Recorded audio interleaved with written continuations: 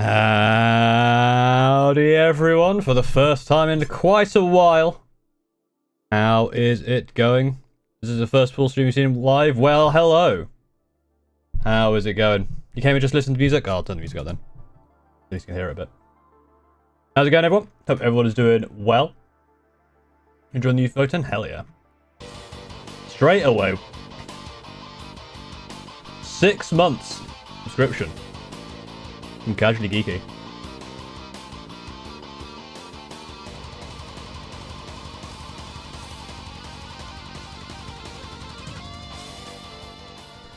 Thank you very much. First time watching a stream from Tom Newton as well. Hello, hello. First stream. A lot of people's first stream, I assume, because I haven't done a Monday stream in a while. So new fans who haven't been able to catch the evening streams on Thursdays. Hello, hello. Hope everyone's doing well. Hope you had a fun week. Well, I did. Thank you very much, Christian. I had a very good time away. I got married. Hooray. Wedding went basically perfectly, which I'm very happy with. And then spent a nice time in York. Which was very nice. I bought some Centurions from York. But look, I have a plan for them. I seem now to be what I'm doing is essentially if I go to like a new place or go on holiday, I seem to be buying a set of Centurions. My plan is to like paint those Centurions after where they are. So I'm essentially having like Centurion like themed thing. Indris, free stuff for 3 months. Thank you very much. Didn't realize how's it's already been 3 months. Hope you enjoyed the wedding and honeymoon. I did, thank you very much. Another one. 6 months from Drezeru. Thank you very, very much. Yeah, York is lovely. Old York, yes. Oh yeah, I think I gotta be mysterious. I gotta like appear in random places. I think so, because someone when I took the photos of like, here's the Black of Centurion, so I recognize that. It's like, yes, you should always know that there is a non-zero chance that Paul is bad stuff is going to be nearby. So just watch out. Is Saturnine just Petrax Marvel, thank you for the super chat. I mean, yes, that's my plan. My plan is just to make them Centurions. Although I do have a plan for the Dreadnought, which is what we can do. Yeah, York is lovely.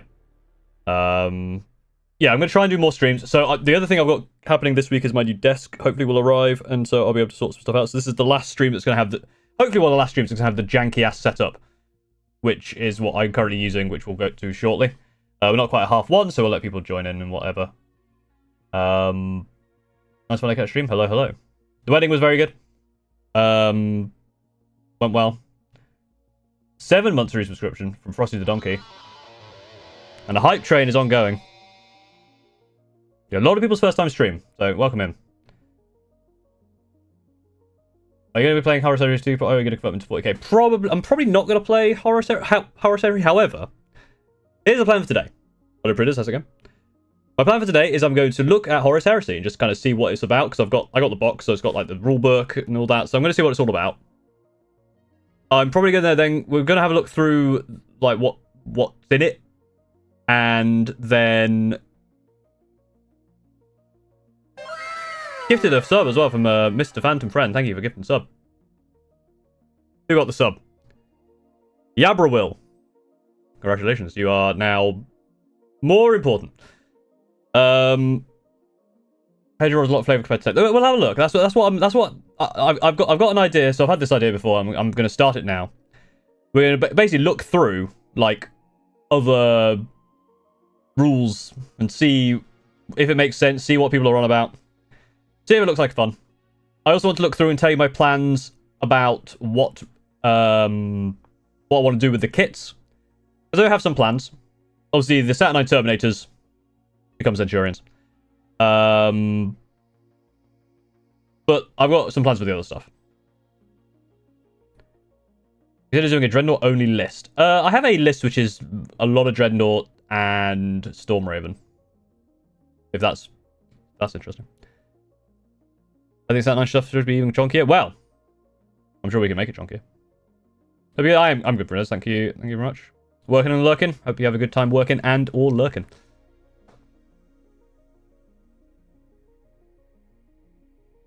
Is the Dread going to have spider legs?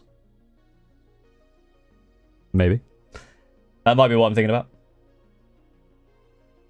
How's everyone been? Obviously, it's been a while. Since I was last streamed, I released merch, which I have seen some people have actually bought, which is crazy. So thank you very much for that. Portersballotstuff.shop. Over at Orchid 8. I died. Bricky killed me. But I got better, so it's okay.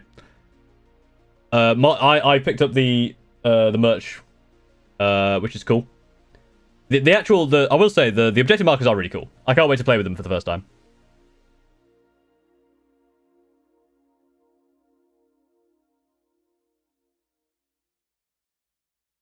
What is your favourite Chaos God? Mine is Zinch. Zinch is mine as well. Anyone buy the body pillar? I'm not sure if anyone's bought the body pillar yet. I've not seen it, but I don't think they've been shipped out yet, so. If anyone does buy the body pillow, well done. You have opinions. I think I'm playing Heresy just joining the stream reverence. I think, well, we'll see. The main troops probably aren't going to be built for a while, but we'll have a look.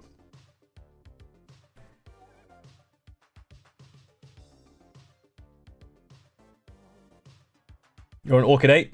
Yes. I am now Orchidated. Why have you got made a body pillow? Because I'm a VTuber. And that's kind of like the rule. As a VTuber, I have to have a body pillow. But I made sure that it was the most just unappealing thing in the world. So if that's what you're into, then go for it.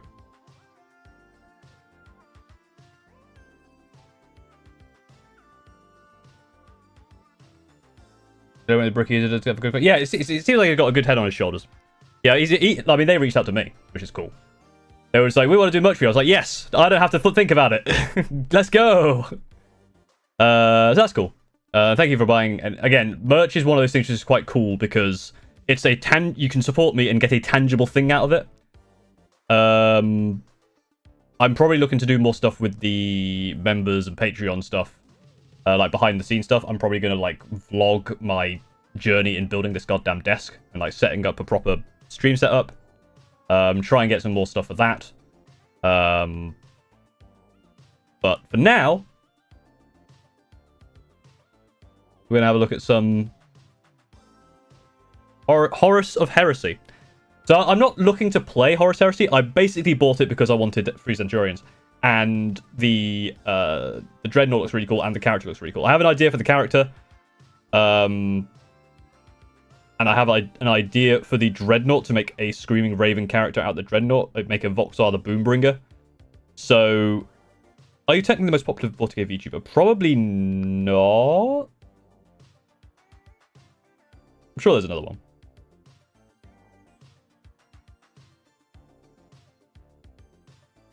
What reason is by anything if not 3 Centurions? 6 Centurions! 77 is about Star Heroes got previous district box. Probably will get Saturnine at some point, but there's no rush. Yeah. Thought the Gromwogs were official merch. That's why I kept buying so many. You weren't getting a cut of that. I mean, I get a cut of that in terms of like, passive grommet, extra grommet in the world. And that fuels me in some way.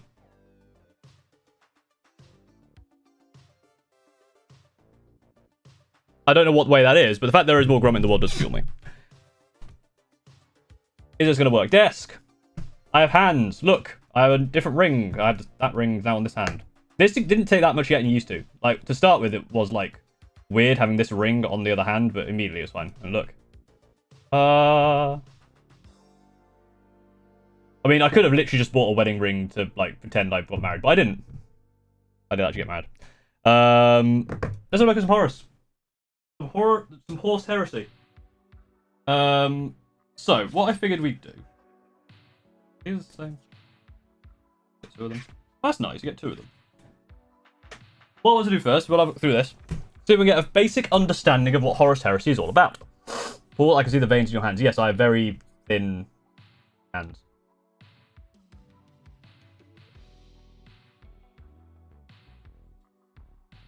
We only get 6 of each weapon. So you got to dual wield the same range weapon Centurion style, or you can do 3 of each. That's fine. I think I can work through that. Because I think if you have the fist one, because you can attach something to the fist, right? So that could be like your assault centurion. Then the other side is just like the thing. Ooh. Right. So let's see how our Horus Heresy works. Because I have no idea. I know that it came with your templates, which I remember back in like 3rd edition when I played. It came with a very long measuring ruler, which is kind of cool. And a lot of plastic, a lot of models, and then a massive rulebook. So yeah, let's have a look at the basics. Before I clear the scatter dice, I haven't actually looked at the dice yet. But yeah, scatter dice are always fun. Right, so turn sequence. You have the start phase, makes sense. The effects sub-phase. Movement, reserves, move, and route. Or route. Probably route, because there's no E on it. Shooting phase, attack, and morale. So there's morale in the shooting phase. Assault phase, which is charge, challenge, fight, and resolution. And then the end phase. Effects, status, and the victory. The victory sub-phase, you win! The following core reactions are available to players. However, a unit can't react if they're stunned or rooted or routed. It's routed, I think. Is locked in combat. And or has already reacted. That makes sense. That's basically like using a stratagem, right? Essentially. You stepped on glass earlier when looking for some models. Damn, you should probably have cleaned the glass up. Movement phase, reposition. After an enemy unit moves within 12, you can... Alright, so okay, you can move up to reacting units initiative. Interesting. So everyone just can... They can just reactive move if you get too close. That's interesting. Shooting phase, return fire. If an enemy unit is shot, you can tap back. Okay. And when enemy unit charges, you can improve volley attack. So you got Overwatch as well. Okay. Interesting. Tactical statuses. All tactical statuses impose the following penalties. All charges are considered to be disordered. Don't know what that means. All models must have a combat initiative of 1. Unit cannot hold, claim, or contest objective. The unit will never benefit from being stationary. So all of them do that. Plus pinned, you can't move. Suppressed, as snapshots. Okay, we'll find out what that is. The unit may not declare reactions. Fine. But I mean, they can't declare reactions if they're rooted anyway. Must fall back. On reaching the battlefield edge, the units may be removed as casualties. That's interesting. So I guess you have to all the penalties from other statuses. So literally all of that. That's interesting. Advanced reactions. Following advanced reactions are available to all players. When an enemy vehicle moves through a unit, attack it. When an enemy model enters the battlefield, attack it. When an enemy unit charges a unit of only light cavalry or cavalry, move out of the way. Use a psychic to stop psychic curse manifested by the enemy and declare a challenge as a reactive player. Okay. There's a lot of interesting stuff here. So far, at least. Shooting attacks. You do it in this order. You can't shoot if they essentially advanced, are locked in combat, or they're embarked in a vehicle. So there's another model like that. Like you jump on the backpack of someone else. Also, during question, hurricane bolters or grenade launchers doing 3 flames, 3 metals regardless. I don't know, rate expert. Maybe. So I've gone full hurricane bolters. You could have 1 grenade launcher for the grenade strap, but I don't think it's necessary. So I just go hurricane bolters for the extra shots. Erg, stop reading. Okay, I'll just silently just.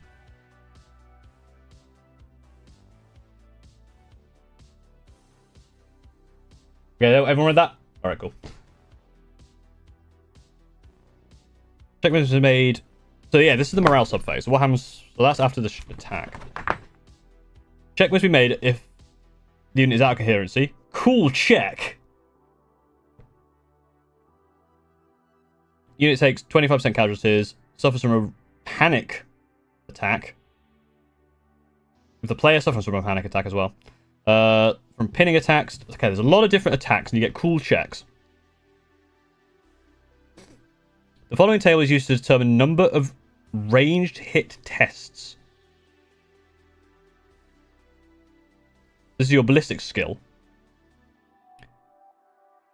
Where the number is shown, the target number of a ranged hit test. For other entries... So, okay, so if you got a BS of 4, you have to get a 3+ to hit. Understood.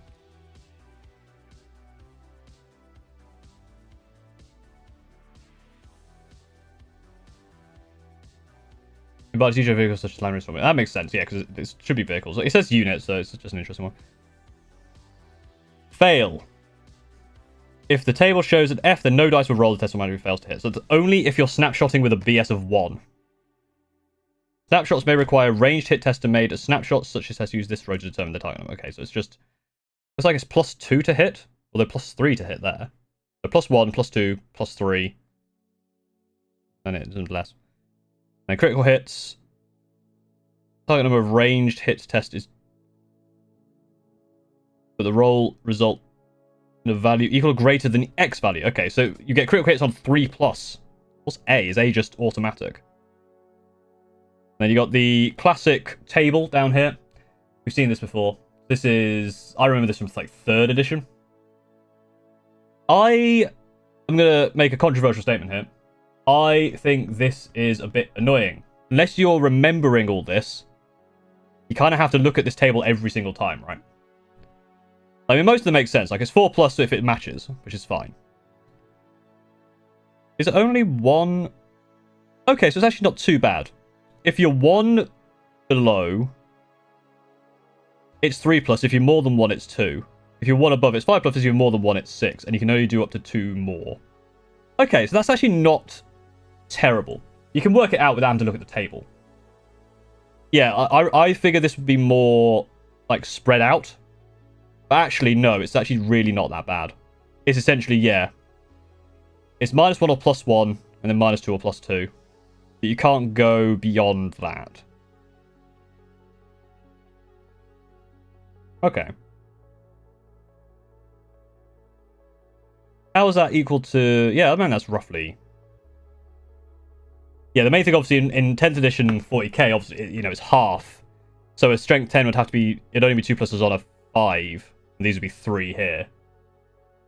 So it's more... It's easier. But obviously, the lower attacks can't hit anything at that high toughness. You put some sunscreen on your head today, don't want to burn a heat wave. Funny you should say that. I got sunburnt at the wedding really badly because I didn't put sunscreen on my head. So, thanks for the reminder. Hey, I have a question. You probably know that I play SW and am thinking about buying Thunderwolf Cav, my scent, but they are firstborn. Any suggestions? Hey Rob. And thank you for welcome back, and thank you Polish Wolf for the super chat. Any suggestions? Buy it if you like it. I mean, Space Wolves have just had their codex, right? So unless they've already been removed, I think you should be fine. How do you send those AI voice messages? It's super chat, so it's up to at least 100 bits. Or £1. And you get different noise depending on how much you spend. Yeah, rules change, but cool models stay forever. And you can just say there's something else. That's the main thing.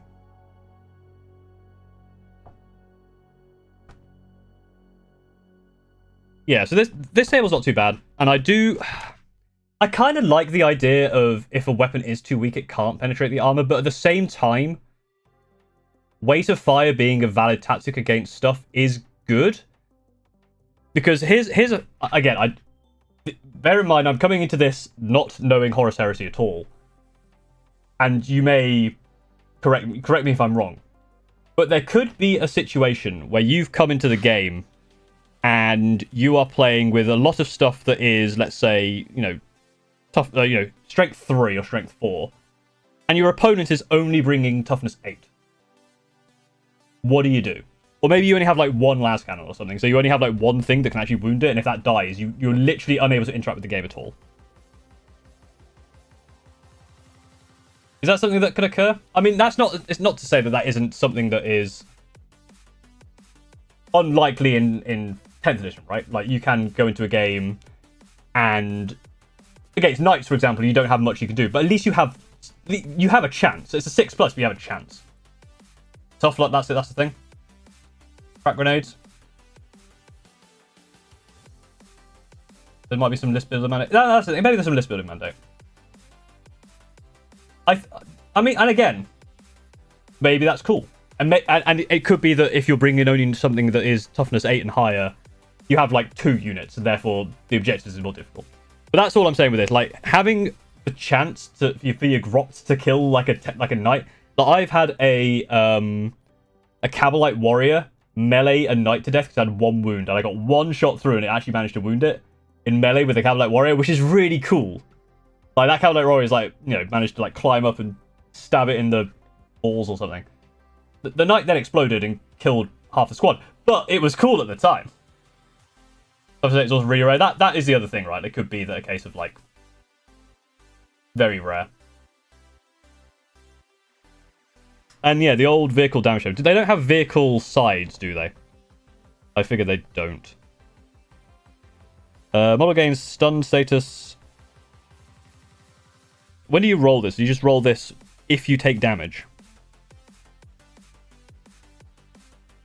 I guess we'll find out in the main rules.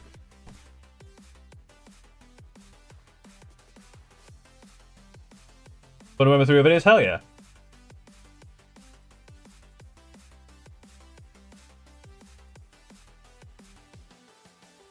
Charges. So you declare a charge. You can't charge if you've rushed. You're already in combat. You're embarked or you're pinned. Yeah. Each model add its initiative to its movement and check the table below to summon its setup move. So you declare the target. You check line of sight and maximum charge range. That might be something I have to look into more. Make setup move. 1 plus M.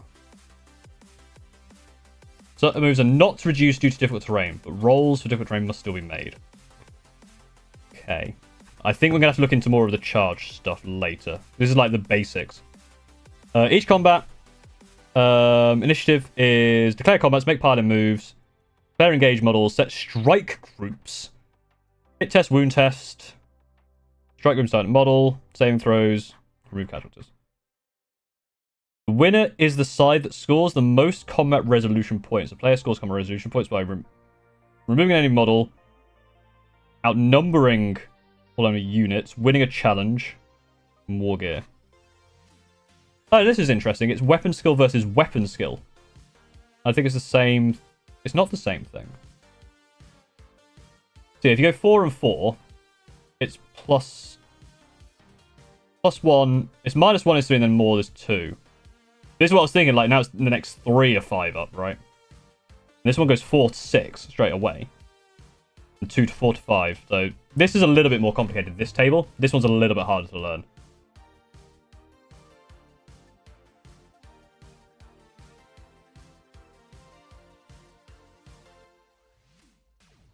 Hard to account the bottom multiple wasting just because it's overkill.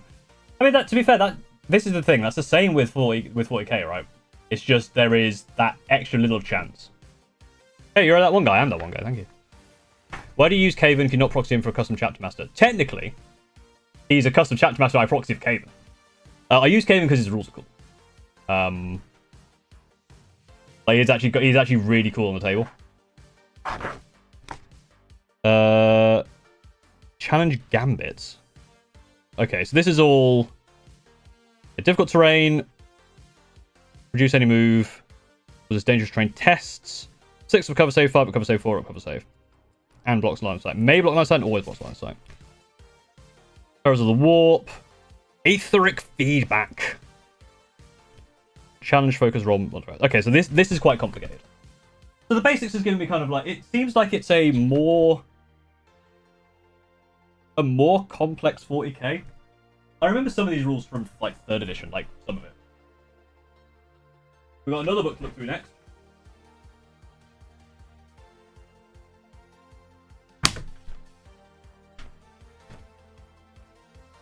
What faction are you painting? It'll probably be Screaming Ravens, to be honest.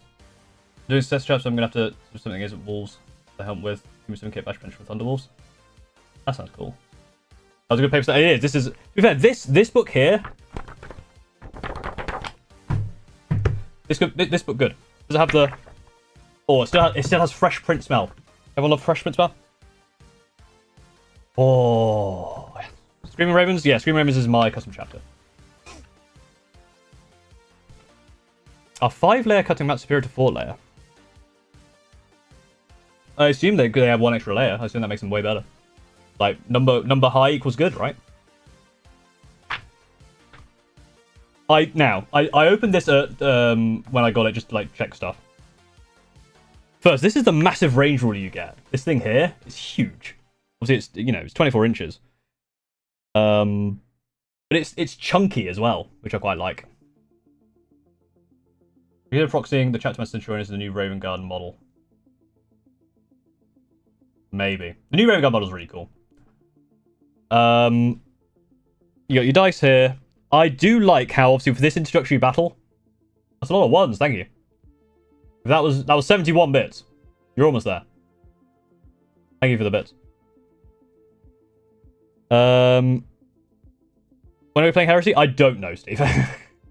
we need to play 40k again. Because I need to actually bring a proper list to fight your knights. Sending all your bits. Thank you very much.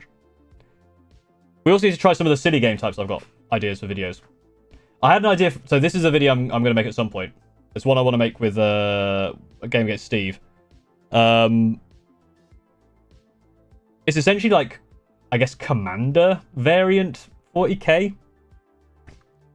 Where you're only allowed one of each unit type. You have like a character, and then that kind of describes your overall, like,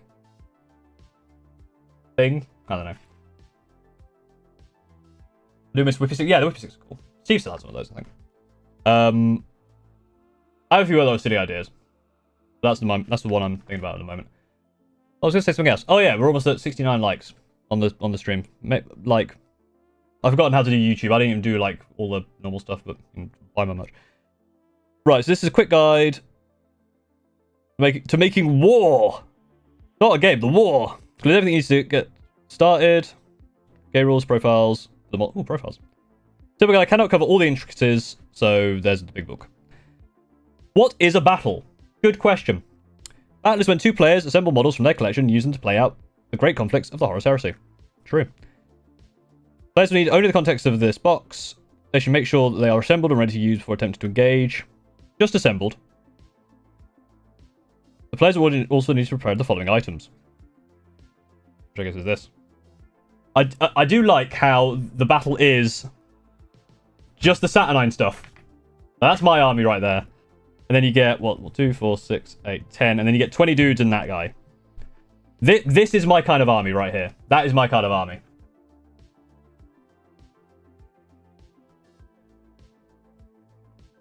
Use all your bits. So thank you very much for all your bits. 4 turns. Interesting. Oh, I guess this battle. Because it's just by the... Yeah, so this battle in particular is just 4 turns. First element, any battle is 70 warriors. First thing the battle should do is divide the contents of the box. For a large bottle, use the contents of 2 box sets, 1 for each player. Dividing the contents of a single Saturnine box, each player should use one of the forces in the diagram below. With one player taking the models painted as salamanders, the other painted as iron warriors, or paint them however the fuck you want. Is it 4 turns for any game? Oh, interesting. Next player should arrange a battlefield, a flat area, in which they should place their models. A rectangular area. Leave some room for the players to move and attack with their models. Players should divide the battle into 3 zones, as shown below. Place the models on the battlefield. Both players must roll a dice, and the player that scores the highest must place all of their models onto the battlefield first. That is very interesting. Is that normal, or is that just for this game?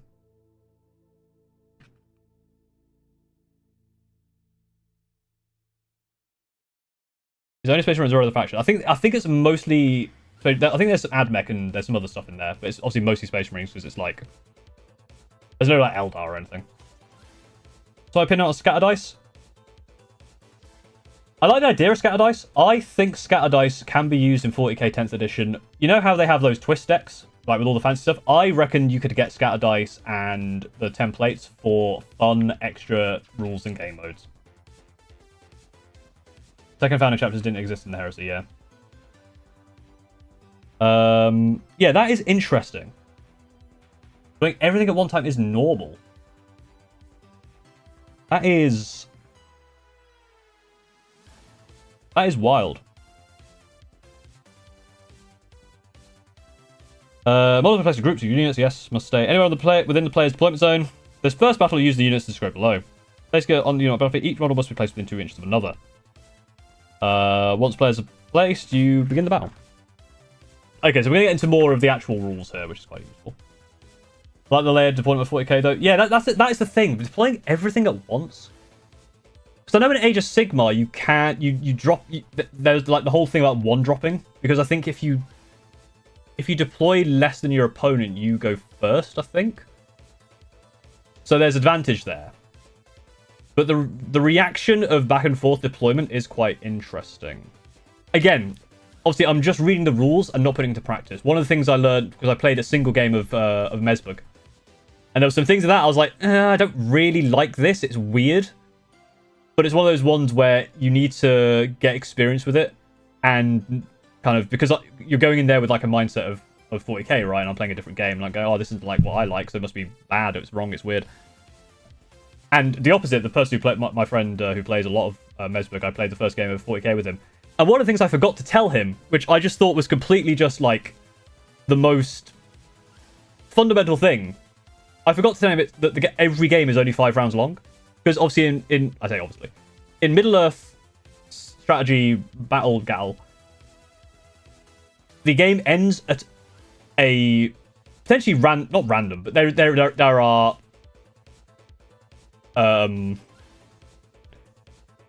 what's the word? There are conditions to how to end the game. Like it could be if like once one team is at like half strength, you roll dice and stuff. So there's no set turn limit. So my mate Joe was trying to play like Middle-earth while I was playing like 40k, and he was like, well, how do you win if I'm just gluing my stuff? It's like, well, the game is only ever 5 rounds. And he went, oh. And I went, oh yeah, I forgot to tell you that very important part. But he enjoyed it, so he's playing Eldari. He's got Fugan now, beautifully painted Fugan as well. Really, he's a frustratingly good painter, like all of my goddamn friends. Anyway, the first thing the active player does in a turn is move all their units under their control. Not true, liar.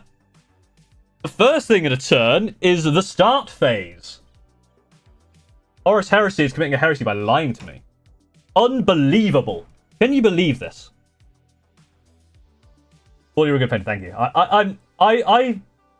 I think I'm an okay painter. Unfortunately, all my friends are better painters than me. To move a model, simply measure the distance equal to or less than its movement characteristic. Don't have to move in a straight line. As long as total distance moved is less than or equal to the model's characteristic. Point where a model ends, yeah. Coherency. All models must be within 2. So there's no rule here for bigger unit sizes where they have to be within 2 of 2 at a certain size. I'm not having much from. No, you're a better painter than me. Probably. I don't know. Your Tyranids look good.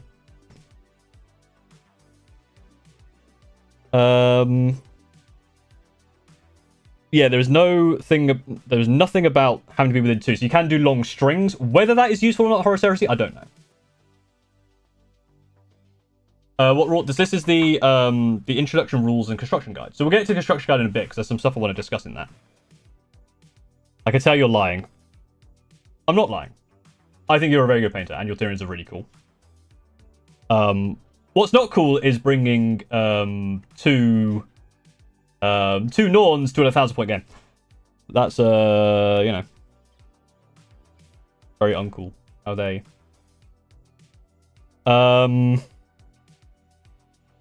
making a rush up to their movement and initiative added together. Units that rush may not make shooting attacks. That's fine. Reactions. In each turn, one player gets to move and attack with all their models while the opponent waits for their own turn, but they do not do so idly. Those not currently moving and attacking can use reactions. There is a reactive player. They may make a single reaction while the active player is moving and attacking with their units. Okay, so it's essentially stratagems, but for free. It was very funny. but also very rude.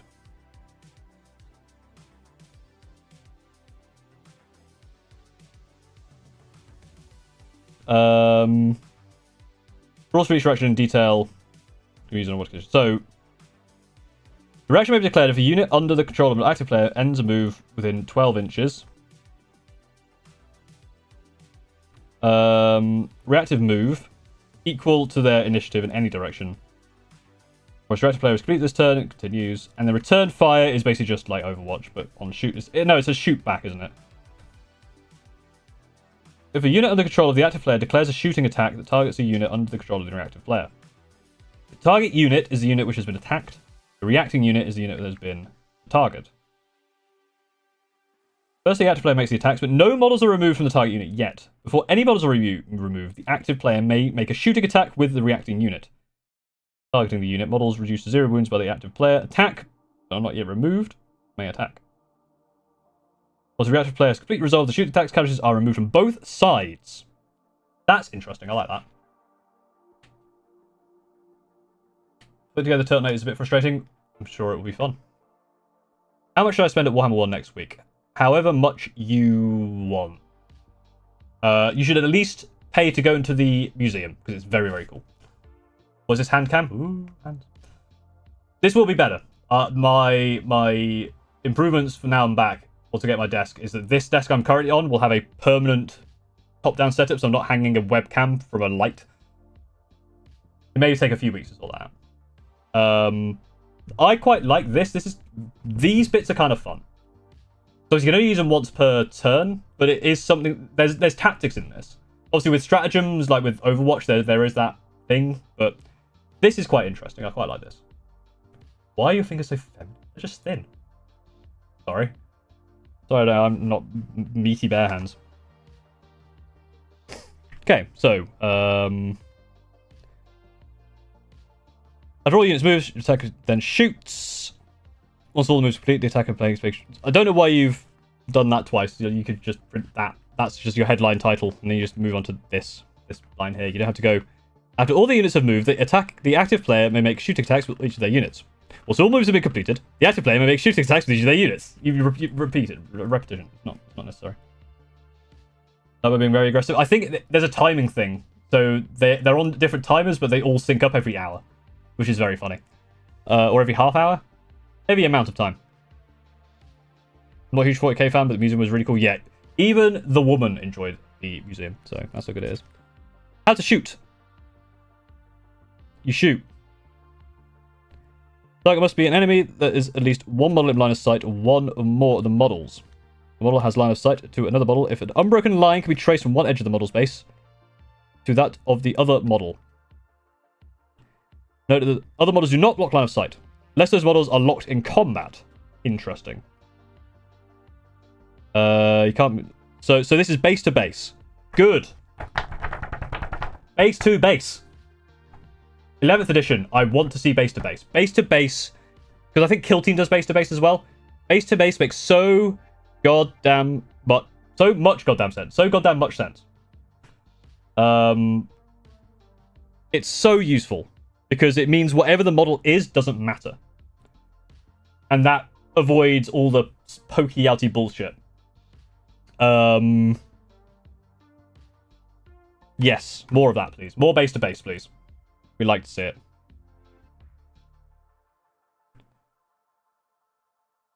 Check range. You then check the range. Which weapons each model attacking unit will use. Models may only attack with one weapon. So that is different to 40k. You can only have one of your weapons, regardless of how many they have. Model is in range if the distance between the model is the closest viable model to the target unit is equal or less than the range character. Yes. If at least one model in attacking unit is in range, the attacking player must make hit rolls for each attacking model that is in range. Right, the target must be an enemy unit with at least one model in line of sight of one or more models. Yeah, okay, so similar with 40k, it's model for model for line of sight. So replace my door with a full body filler. You might need like 4 of them to fill a door, but yes, you should do that. How's base going to work for the Storm Raven? Look, I'm sure they've solved that in here. There's probably like base to hull. There's probably the other thing, right? I mean, they already do that, right? It's base to hull. And also, anyway, the Storm Raven has a base. What are we on about?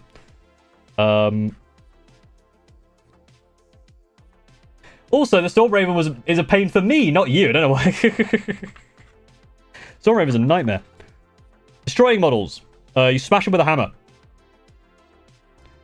When an attack causes hits, the player must roll to see if the enemy suffers damage and remove casualties. Once players lost all its wounds, it's removed. Yes. Wound table, very good.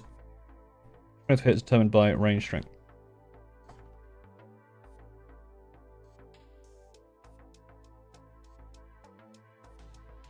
Yeah, this is the thing. Ballistic. I don't. Right, I've just noticed this. I don't like this. I really don't like this. This number here should be the same as this number here. I think that's something that 40k does correct. If you've got a ballistic skill of 3, you need to roll a 3. The fact that ballistic skill of 3 means you need to roll a 4, and ballistic skill of 4 means you roll a 3, no. Bad. Don't like that. I'm sure there are other... It translates to 7 minus X. It could also...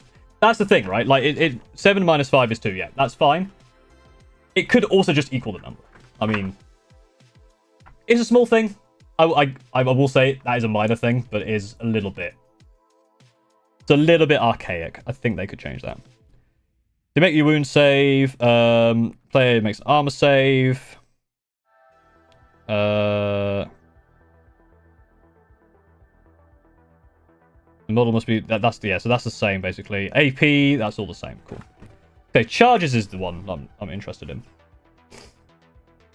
So you should charge. In the rules, the term locked combat refers to when a unit has one of the models in base to base with another model. Fine. Charge the move that ends with the model in contact with enemy units. Or enemy models, sorry. When a player wants to move model from one unit into contact with an enemy, as a charge. Units cannot make a charge if they've rushed or other combat. The unit may charge an enemy with one or more models within 12 inches. Once the target is declared, each model in the charging unit may move directly towards the nearest model in the target unit. Moving a distance determined by the setup move distance table. Note that charging models may not move into contact with models other than those in the target. Remember how far a model can move as part of the setup move. Add the current value of the model's initiative characteristics to the current value of the model's movement, and check the table below. Note that when making a setup move, the model moving must move the maximum possible distance, or move until it enters base to base.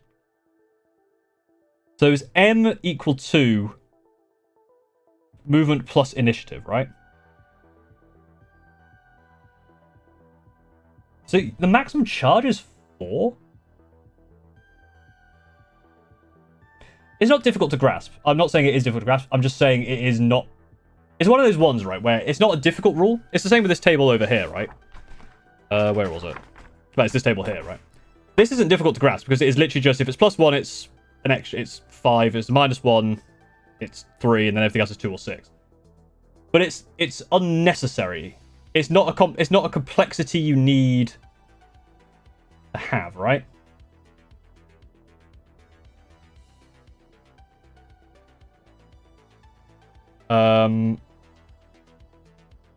Add the current value of the model's initiative characteristics to the current value of the initiative's model characteristics and check the table below. Oh, that's an I. That's not a 1. I thought it said 1 plus M. I plus M. I have arms, yes. I plus M. Yeah, your max charge is 4. You have to get very, very close. These cops are not unnecessarily overexplained. It's not even that.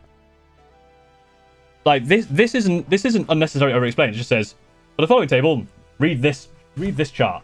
That's not overexplained. The problem is this chart is pointless.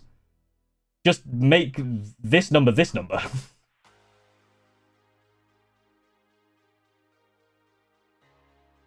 If initiative is 5 and move is 7, that's 12. So you'd have a 4-inch setup move.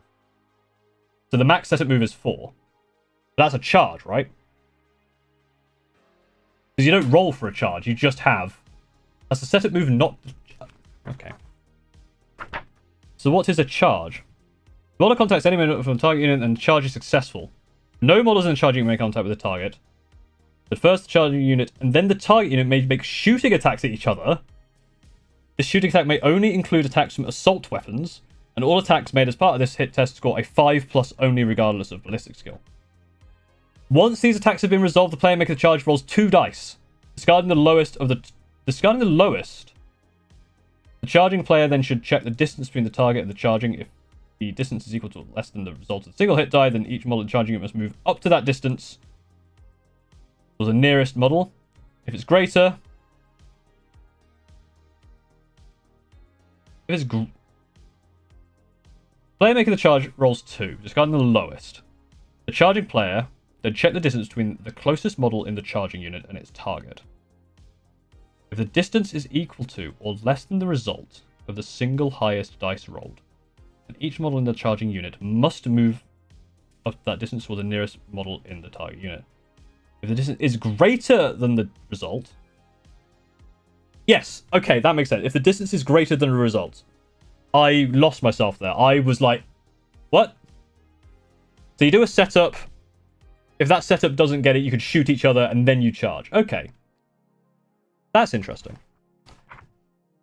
Do I like that? I think that's kind of cool. It's essentially Overwatch, although there is an Overwatch, isn't there? There's an Overwatch reaction. The assault phase. This is not the assault phase. No, it is the suit. This is the assault phase. Oh, you can improve... So this is the volley attack, I guess. So you can improve those with Overwatch. I see. Yeah, that took me a little while.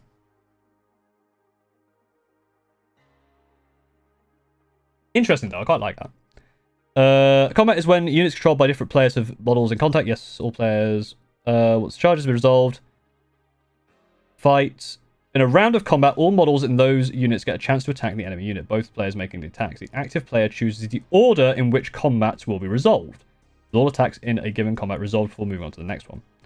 Before any attacks are made, both players must decide which weapons to use and what the combat initiative of each model will be. Combat initiative of the model is always the sum of their initiative characteristic and their initial modifier characteristic. The weapon they are using. Very good. The model with the highest combat initiative attacks first and can remove models with a lower combat initiative before they have a chance to fight back. Models with the same combat initiative all attack simultaneously. That I kind of think is cool. For making their attacks, a model that is not in contact with an enemy model must move a number of inches equal to its initiative characteristic towards an enemy model in the same combat. Once a move is made, a model may make a number of attacks equal to its attack characteristic. Any modifier from the attack their weapons applied. So 4, 4, 4. This is a 0. This is a 2. You roll 1 dice for each attack. You cross-reference this thing. When a hit table will list what results must be rolled. And it hits the result the same way a hit causes by ranged attack. That's fine. So all models in combat have made all of their attacks if there are still models from the enemy unit locked in combat. All models remain in place for their turn. Model from one side may have removed from play, and all models in the unit may remain. They move up to a number of inches with initiative in any direction. Move may not bring them into contact with an enemy model. Okay, so what's this? Oh, if all models from one side have been removed from play, then all models in the unit that remains may move up to a number of inches. Okay, so if you kill everything, you have a consolidate, essentially. I must hydrate. That's a very good point, because I've been talking a long time.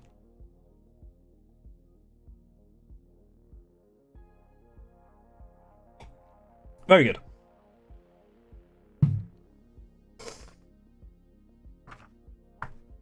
Okay, so here are the stats. Profiles. So you got movement. Satellite Terminations move 5. Centurions only move 4. Oh, wow. Weapon skill 4, ballistic skill 4. Strength 5, toughness 6. 3 wounds. Initiative 3. 2 attacks. 2 up save and a 4 up in 1. And with the Praetor, it's oh, lower strength, higher toughness. No, same toughness and higher wounds. Okay. Centurion, but not the cool type Centurion. Most buttons we could use to attack with a Meltgun profile. That's why this must be a bolter. Yeah. Veterans. Standard. Legionary. Weapons. So you have range, firepower, ranged strength, which is strength. So I like what what 10th did by taking the strength out of this and putting it onto the weapons. I like this, basically taking these bits and putting them onto the weapons individually. I really like that because this is a little much. It's not too bad, to be fair. It's just that strength. Firepower, I guess, is that number of attacks. When dash is used, it's not modifier. It's having a value of 0. If a dash is treated as having a value of 0, just put 0. Unless that has a very specific meaning.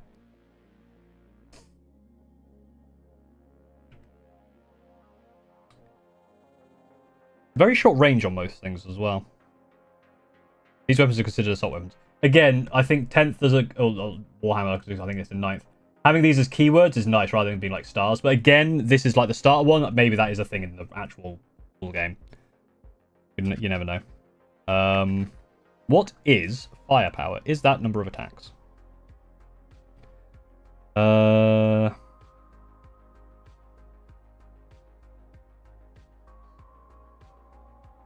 so model makes number of attacks each was firepower characteristic. Cool. So that is attacks. So the Saturnine cannon. 3 strength 8 AP 2 1 damage. Interesting. Cool. Strength modifier, attacks modifier. This could give you extra attacks. This gives you a different initiative. This gives you different strength. So that no fist is +4.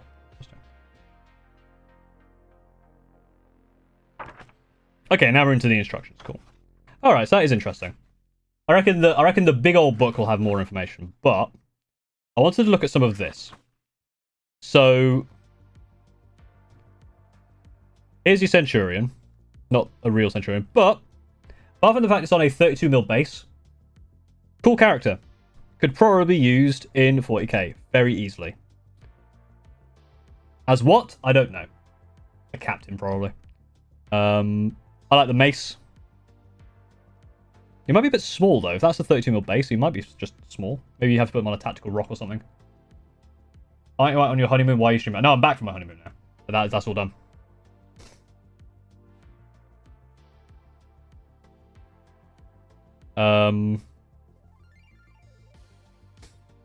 That's a cool character. I like that model. That's a very cool model. Then the Saturnine Praetor. Now, there's a couple of things here. First of all, this instruction here, exclamation mark is like, what is it? Special instruction. I don't know what the special instruction is. It's just special instruction. Is it an ordering thing? Because if it is, it doesn't tell you what the order is. It just says, look out, and then doesn't actually tell you anything. That's all it says. Yes, I saw the Votan thing, which can reduce it. I think it's probably -2. -2 is horrible. As soon as it could be position angle you choose, maybe. Quite possibly. The other thing I like, well, yeah, because this one actually tells you like 1, 2, 3. Good helmet options. Gonna focus. There you go. Pick your favorite. I'm probably gonna go with the top one. The top one, I think, is my favorite.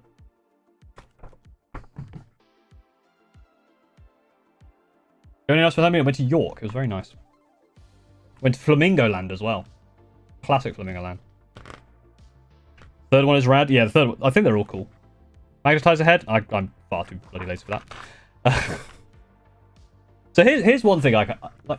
Without the shoulder pads, without putting on the big chunky shoulders, this looks cool.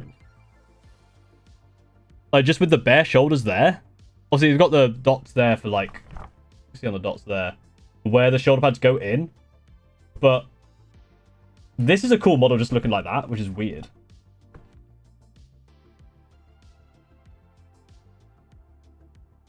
Alright, bye, Miss Fun Friend. Thank you for all support.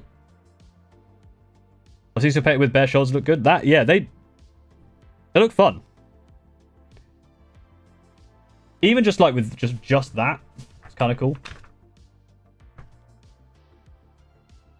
The other thing here, so obviously it goes, you've got two choices, right? You've got a hammer or the axe. Then on the other one, you put the gun. However, I'm not seeing anywhere where this cable interacts with the weapon. I don't know if it is rules allowed, but I'm going to build this guy with both options. So he's going to have the gun on both sides. Because the gun doesn't attach to the hand. So I'm going to have him with two guns and both weapons. So it's going to be dual wielding massive weapons. Which sounds cool. I also believe that, isn't that meant to be a way to not have him on the rock? I thought that was an option. I might be wrong.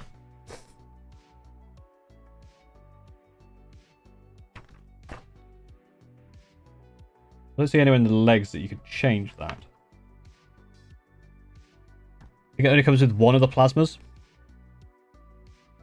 I figured it had to come with two, because yeah, it has to come with two, right? Because they're different directions.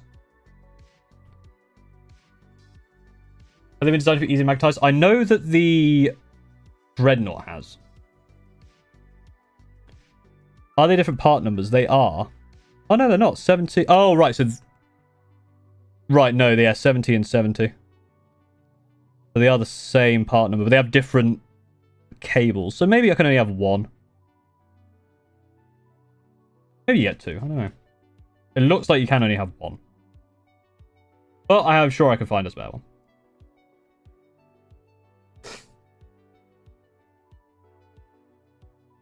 Yeah, you could pop regular shoulder pads on them as well. Because the more I look at it, I really like that as a style.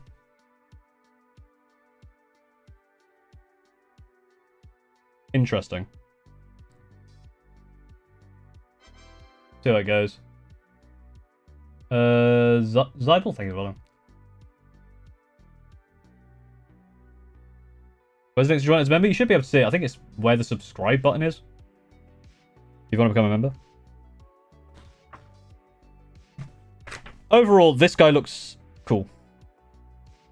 Yeah, but part of me wants to keep him like this. I have an idea for a character which is essentially like a meteor Centurion character where he comes in like from Deep Strike, gets into melee once, and then he's just like a slow bruiser. It's kind of similar. You know that new Votann character where if you shoot him, he goes towards you? Something similar to that.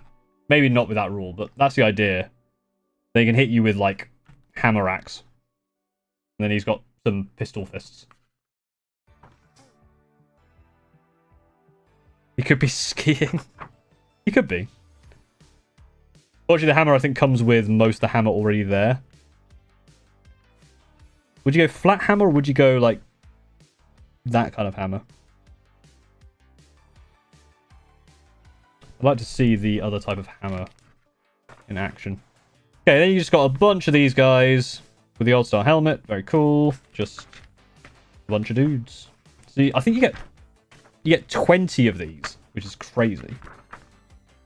And you get 20... Oh, no. Yeah, 20 of this kind. Although, do you get... Is it only a... Oh, no. Is it options? What does it say? I can't remember if you get both or... I think you get both. I think you get both. You get 40 dudes, essentially.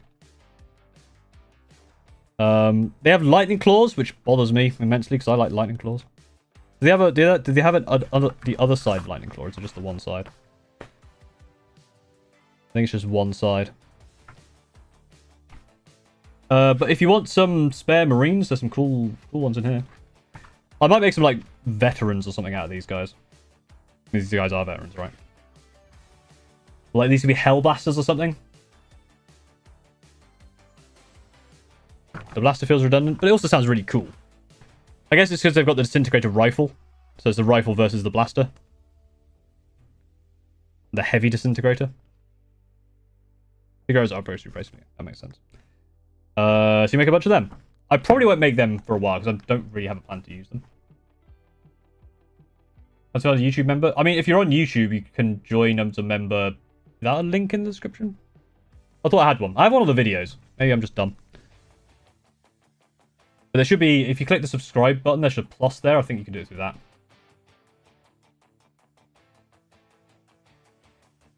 Like calling a bolt gun. But I guess it's more like calling him like a heavy bolt gun, right? Hey, how do you do that? I don't mind disintegrator blast. At least it's not like a like a disintegration disintegrator. So here's all the Saturnine stuff, right? So you build a bunch of stuff. And again, these guys look cool even without the shoulders, like just at this stage. I actually kind of like them at that stage. The more I look at this, I think I prefer them to that, which is crazy.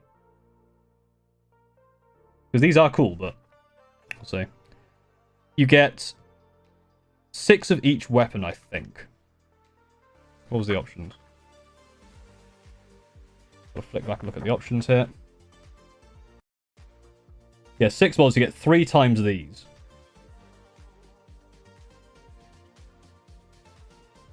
So I reckon what you do is if you want to devastate Centurions, you just put them on. And they're las cannons, essentially, right? And if you wanted... I reckon you do that combo with the Particle Shredder for Assault Centurions. Because that kind of counts as like the... I guess the Melter variant. What Legion are you going to paint them out? Well, these are going to be Screaming Ravens for 40k. So, Raven Guard, I guess. But what's easier to put the names of the weapons assembly? Yes, definitely. They do it at the end. They like show the picture and then the profile, but that's not that useful.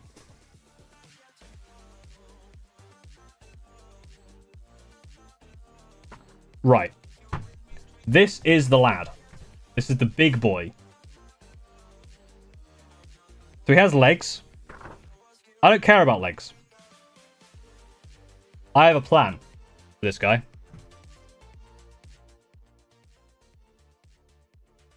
So these legs, get them out of here. We don't need them.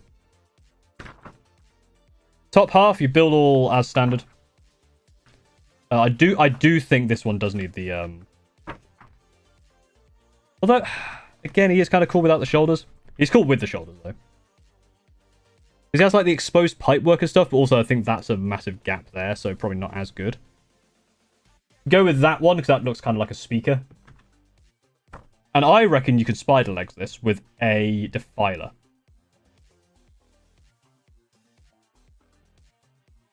Which I think is going to be my plan. And I'm going to make a character called a classic Screamer Raven character called Voxel the Boombrick. I've always wanted to do a spider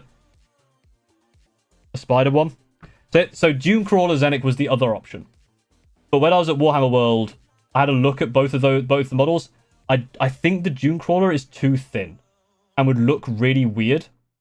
It'd look too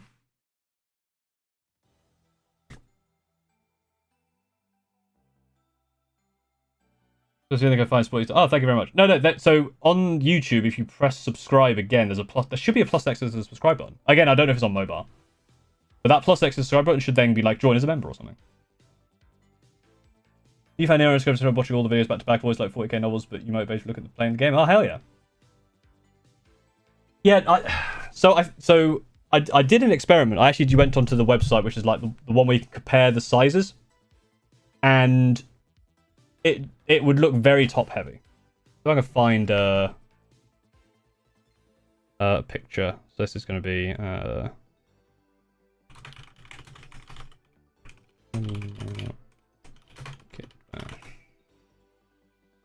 think that there's been a few different ones. Because I've seen people put the knights on them. But like so here. Let's show this. Have that. There, no. Oh, damn. Sorry about that. Thank you for following PG Tips too, thank you. Jesus, what's... First time live, so showing some support to the one who got me to start building Raven Guard. Thank you very much to Super Chat. And welcome to the Raven Guard. Raven Guard's cool. And TN55, thank you for following. Sure. So add capture.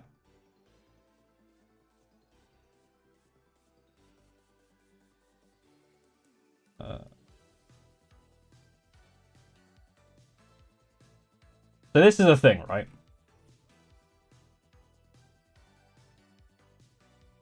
Oh. This is a Devastator, sorry, a Redemptor Dreadnought on the Crawler legs, right? But bear in mind that the Saturnine is way bigger. So I feel like this is going to be too top heavy.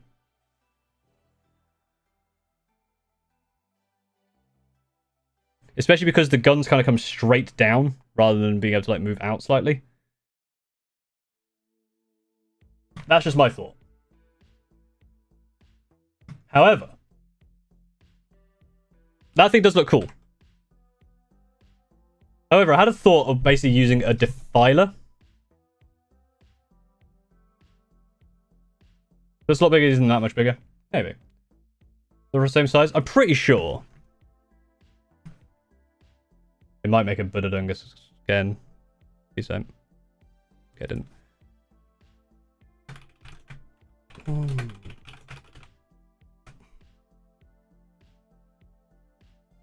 there's this website. I don't know if you've seen this before.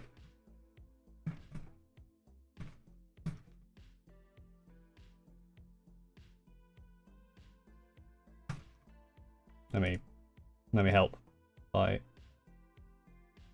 we can actually have a look. I guess it's just Legion sized vehicles, dreadnoughts. Boom. And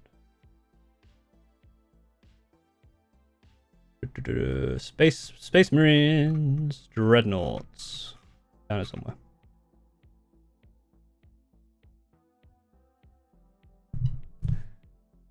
So the main thing is, like, the body is smaller, but it's got width. Actually, I don't know. When I saw it in reality, it looked like it would be too small.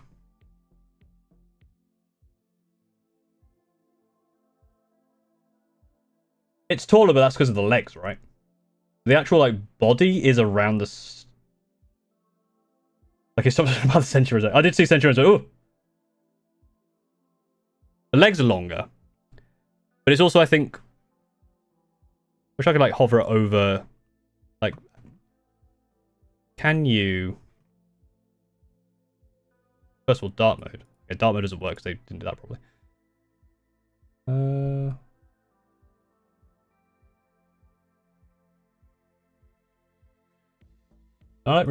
Alright, so I can do this.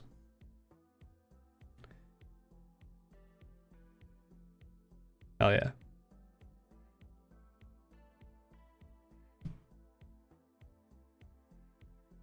So it is a lot wider, if that's the end of the arm there, compared to this.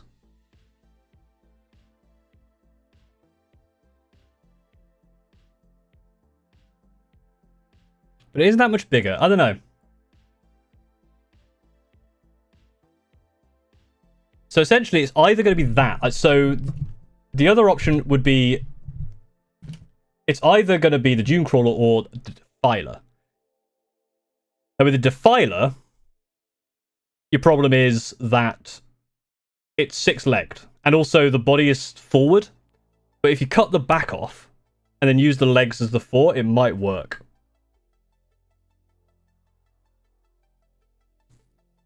The website is called... I'll pull it back up, actually. Because you know what we can do if we go to... I think it's just called Minicompare. Yeah, minicompare.info. I can bring it back with that.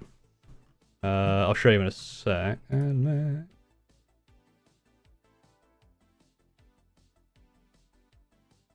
And then if I also grab a...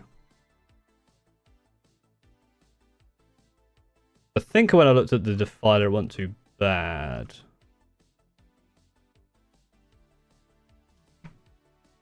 Get this back up. I'll zoom this out. Yeah. So what I can do, actually, if I then make the... If I remove that one for a sec.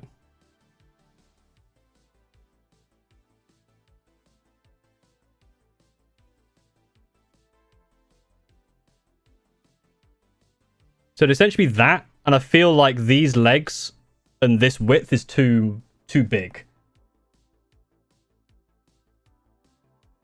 Can you wait 5.5 hours? That will work. No, there'll be a VOD. It'll be fine. Do you see what I mean? However, the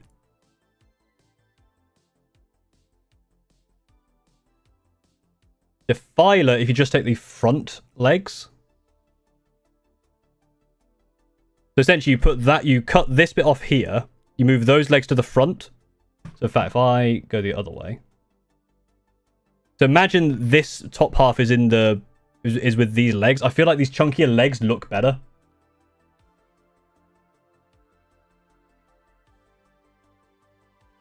Obviously this is an older kit.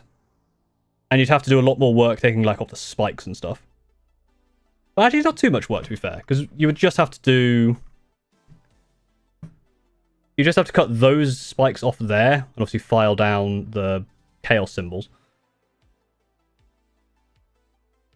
Other than that, not too bad. And you could use these bits of the foot.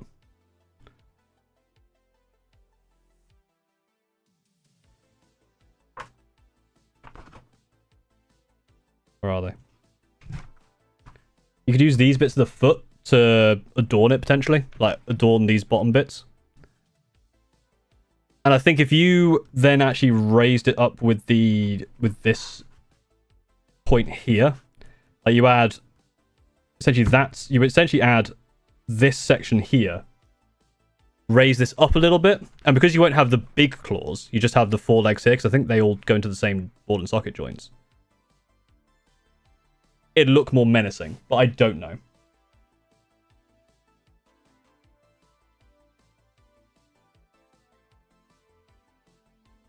Not going to work well with any other set of legs. It's where imagination comes in. Again, here's the thing, right? You can magnetize that. Like, basically make a bottom half, magnetize it. I'm not even showing you. Yeah, because you wouldn't have these front claws here. You'd basically move these legs up, cut the back off, have a slight up here, and then you'd have a big boy there. Oh, wrong way. That is my thought. And then what you can do is you can essentially magnetize that bit. Or there, one of the two. And then from there, you're golden. You can just swap them in and out. This one, Death Shroud? Hell yeah.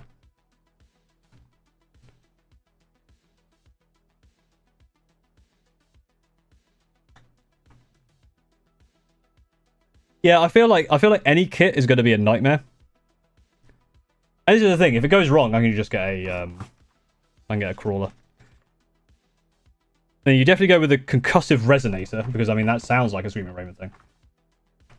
And then it's just a case of, do you put the shoulders on? I don't know if you do, because I'd kind of like it without. Someone is at the door.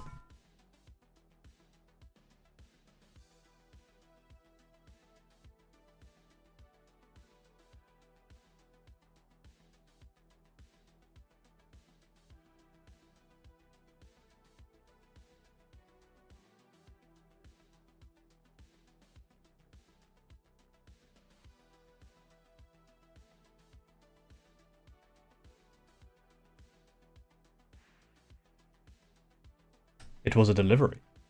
Not even for me.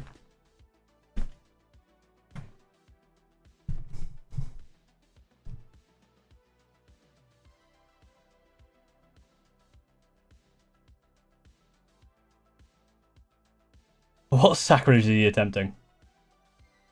Some sort of spider-based shenanigans. And then, yeah, I'll work out rules for him as well. Yeah, the more I look at it, the more I don't like the shoulders. Anyone else? I think Steve said he found someone who painted them without the shoulders.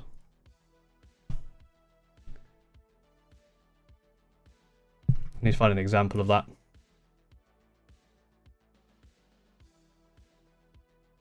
Saturnine without shoulders. Let's have a look.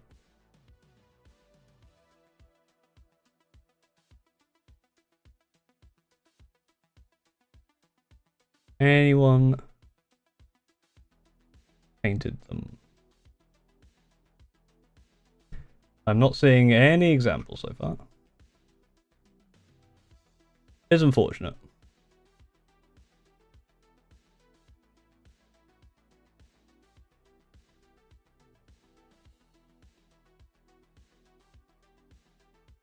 Anyway. Oh, hang on. Is that one?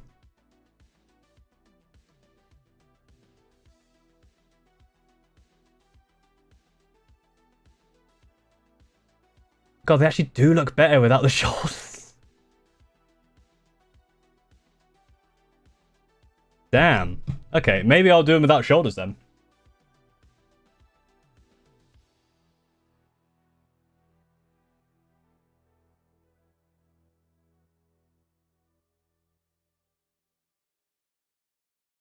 The Grey Knights thing. Search up Grey Knight Saturnine.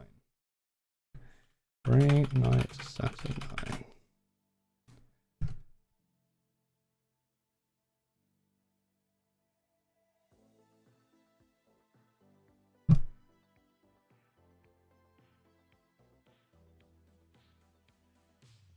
Oh, yeah.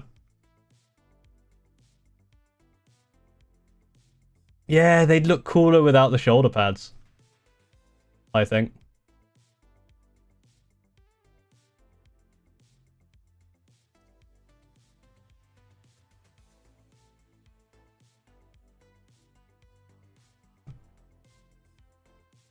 Yeah. Yeah, they definitely look cooler without the shoulder pads. Because I like them with the shoulder pads, but now that I've seen, like, the instructions where they don't have shoulder pads, I'm like, yeah, not as cool.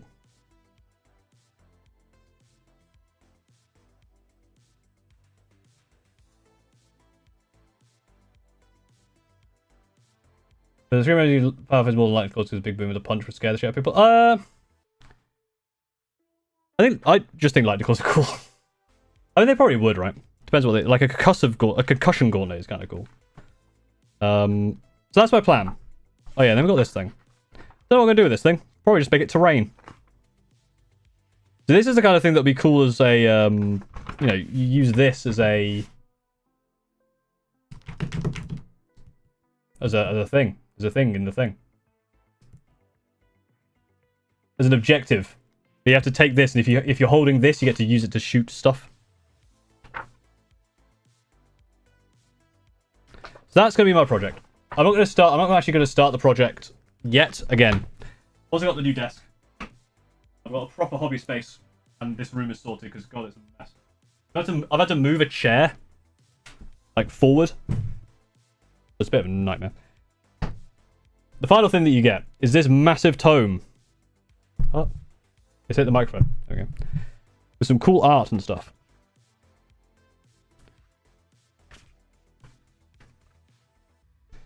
The first, what was it, 350-ish pages?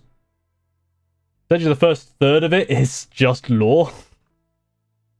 I never wanted this. Warhammer Horus and Jensen. Is his name Jensen?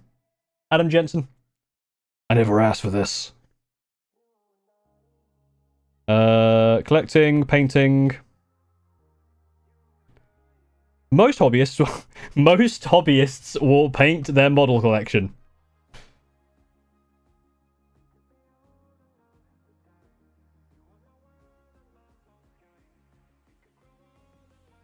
The rules, yeah. Cool art. Dark Age of Tech. Oh, there's a lot to read. You know. I ain't got time to read this. I can't be bothered to read all this bullshit. Then you got the bolt gun. And you got the armors. Beaky boy. There he is.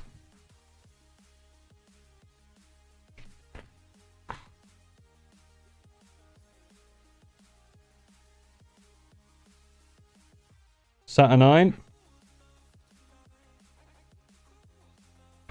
And he goes through all of this stuff. The lion, yeah.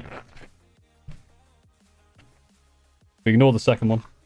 Legion number 2 doesn't exist. Iron Warriors.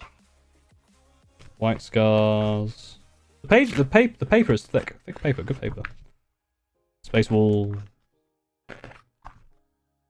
Imperial Fists. Rogal Dawn. There. Night Lords. This looks like a friendly guy, don't you? See him. He seems pretty friendly. Blood Angels. Iron Hands.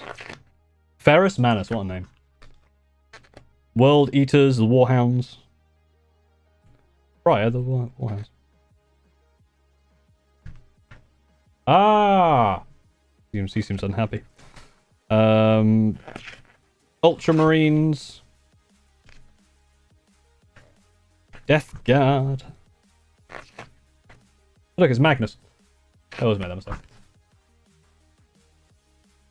Oh, speaking of Magnus, it's Thousand Sons. Magnus the Red.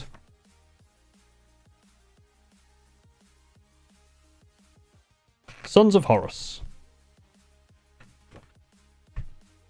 Word Bearers. The Imperial Heralds or the Iconoclasts. Informal. Lorgar. Everyone loves Lorgar as far as I know. Not officially recognized. The Manticore Cataclysm. And the Fearless. Vulcan. Here we go. Now we're talking. Hail Nomads. Rapid deployment operations. Strategic interdiction operations. For instance, in force, guerrilla action. Low collateral damage. That's not the Screaming Ravens. I'll tell you that for free. I should probably learn about the Raven Guard at some point. He looks like a friendly guy as well, doesn't he?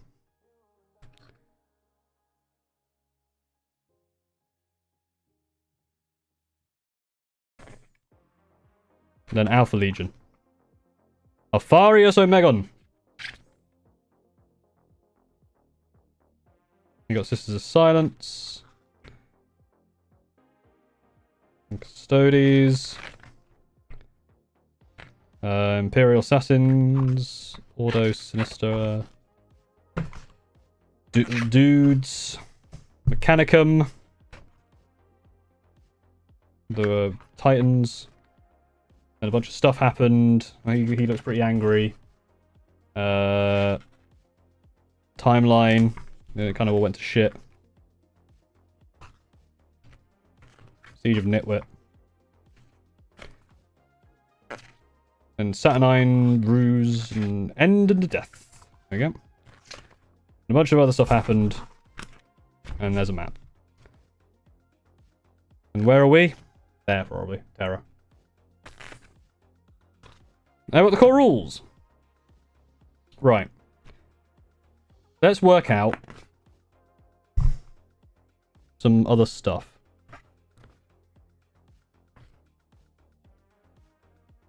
There's a fourth organization chart. Attachment is a gaming element composed of one or more units. Attachment's main function is in the selection of an army, and during an individual battle imposes only limited restrictions for the models units that are part of that army. Part of that detachment. Action trait, allegiance. Must belong to the same allegiance. Scatter die.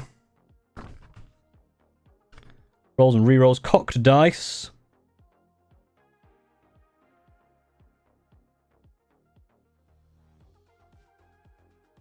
Modifier, yeah.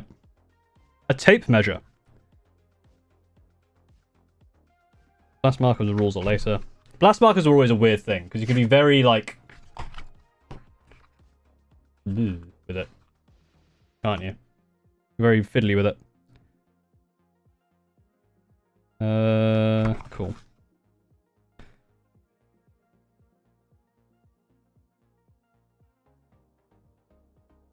Yeah.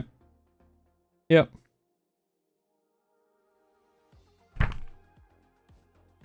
Minimum maximums.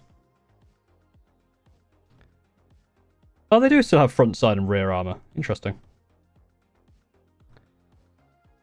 Cover save is used to negate wounds that would normally ignore or bypass an armor save. Few models will have a cover save characteristic, but the rules will grant it to them.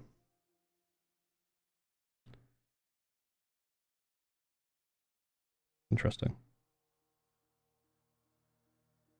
Okay, leadership. Willpower. Intelligence. Wargear and other rules. Cool.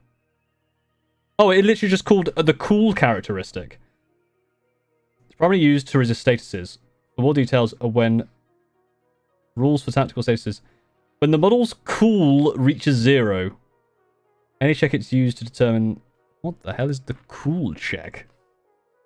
What?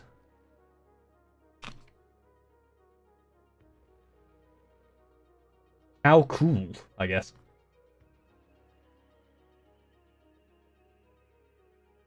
Traits, yeah. Infantry Cavalry Walker Paragon. Automata. All tomatoes. Champion, specially charger. Light heavy.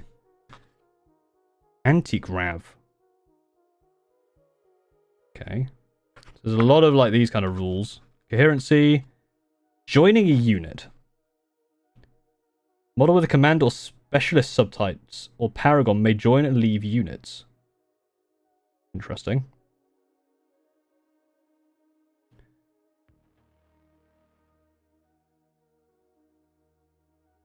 The humble tape measure.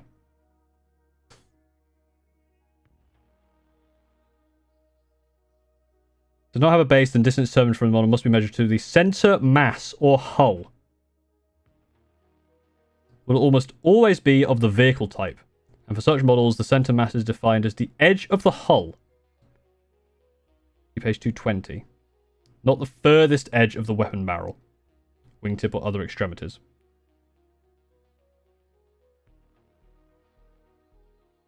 Okay, so we're going to have to look that up. Interesting. Measuring an angle. Sight based base. Scatter die. While this dice is slightly askew, one of its faces is obviously uppermost and could easily be read. It's not a cocked die. Unless it's a 1, in which case it's definitely cocked. Scatter die. Let's do a D3. That's all fine. Oh yeah, where's the... We're coming on cool check, I think, aren't we? Maybe we passed cool check. That was like 188. The characteristics cannot be made for leadership, cool, intelligence, or willpower characteristics. These characteristics use characteristic tech checks instead. Okay.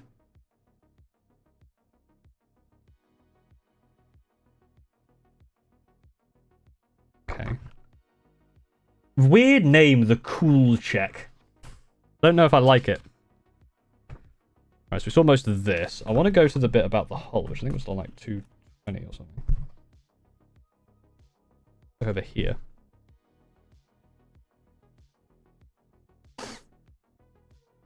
Firing arcs? Oh, God. The hull firing arc is divided into 4 sections.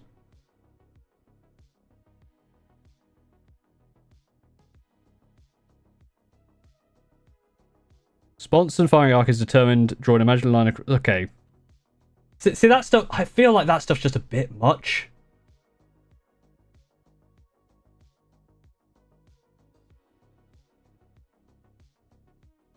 That I think is where I do prefer 40k because there's a this is basically just old 40k, right? Because I remember this used to be the thing. It just feels like it's a bit much.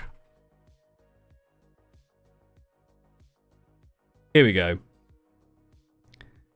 Not including wings, gun barrels, or other projections.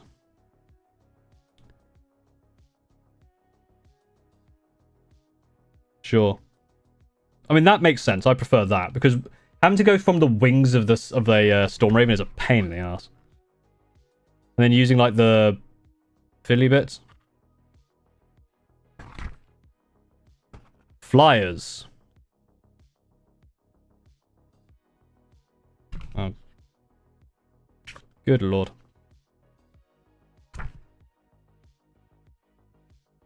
Combat assignments. Terrain types. Now, this is a thing that a lot of people will train levels. Difficult terrain, moving through difficult terrain, impassable terrain. Buildings are not selected as part of an army, they are treated as a type of terrain. Following profiles can be used to represent buildings. First must reach an agreement on which terrain models represent buildings, which profile can be used. You can destroy a building. See, destructible buildings is cool. I think that needs to be more of a thing. This is the turn sequence. Gambits. Challenge subphase. Okay, there's a lot going on with this.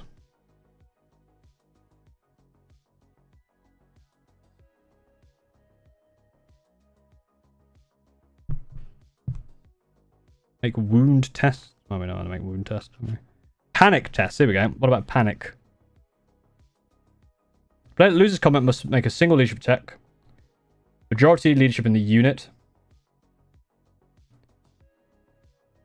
Failed, all models gain routed.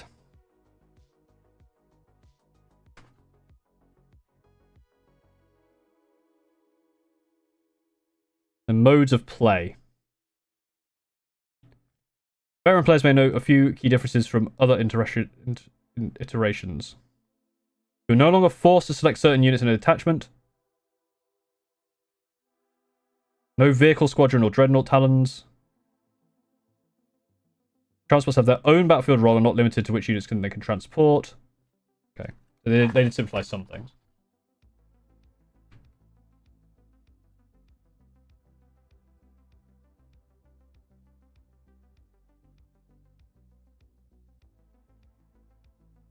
The default point limit is 3,000.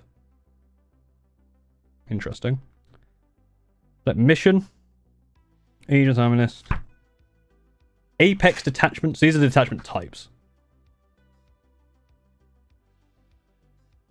All armies must include one primary detachment, and they can have a number of others. So let's have a look at what these are.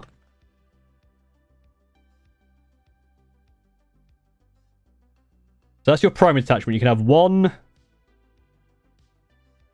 I assume that's like one. Oh, it says over here. High command, troops, and transport.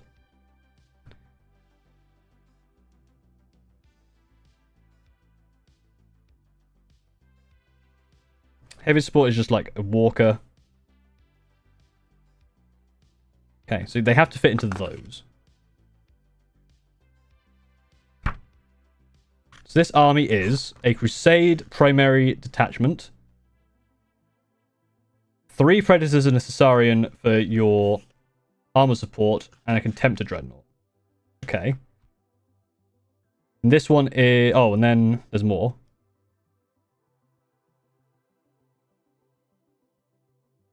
Prime slot. Oh, God. Oh, God, there's a... No, I don't know. This seems complicated. What are the missions like?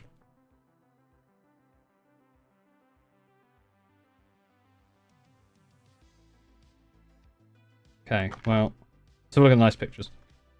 That's what I'm here for. Nice pictures. Bunch of special rules. Breaching. Oh my god.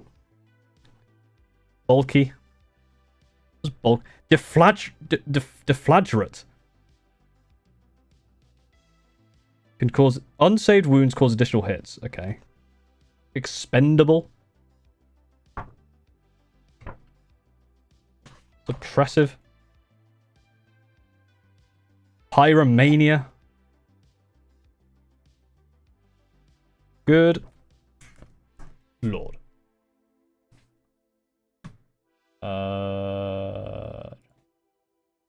That's a lot, I think. I don't know about that one. Let me move some stuff out of the way just so I can actually see what I'm doing. I currently can't really see chat very well. 3k points.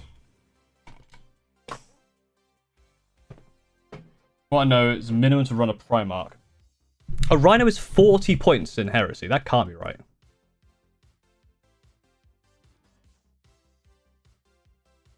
So it's a 3,000 point game, but a Rhino is 40? Feels like the games would be massive, right?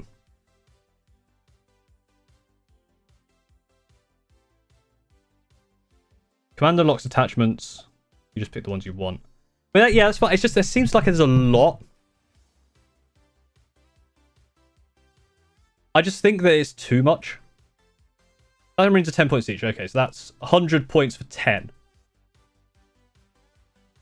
You can get lots. The 3,000 point game. How much is a Saturnine Terminator squad?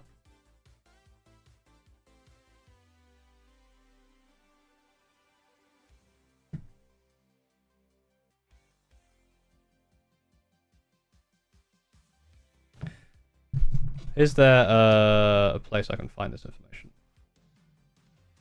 There should be, right? 'Cause they have like they have a download, right, for all the things they have online.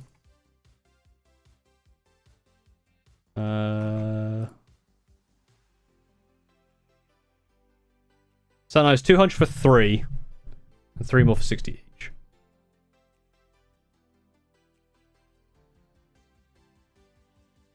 Okay. I feel like you're getting a lot in an army.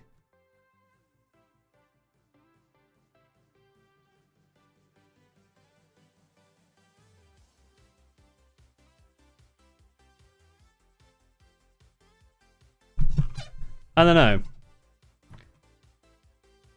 Feels a bit much. There's also, yeah, I feel, again, coming from 10th edition, which is a lot simpler. Saturnine Praetor is 200 alone. We had the 600 point Deep Strike Beacon, and that's your HQ. So 260, I mean, he's a 260 point character. There's a lot. Like, 40k, that's a ton, because that's basically an eighth of your army, but...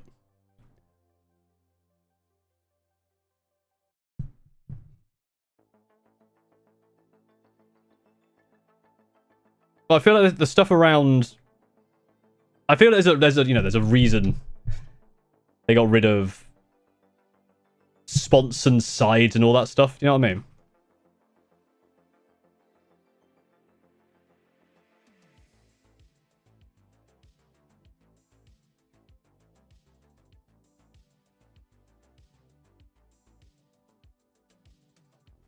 And I think that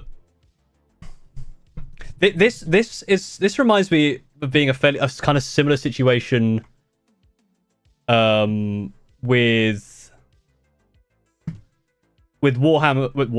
Warcraft Classic, right? They brought back Warcraft Classic, and it's like, well, I played it when it came out. I feel like it's good for the nostalgia, but I feel like there's a reason they changed the rules. Old school complicated wargame. That's the thing. It's one of those ones where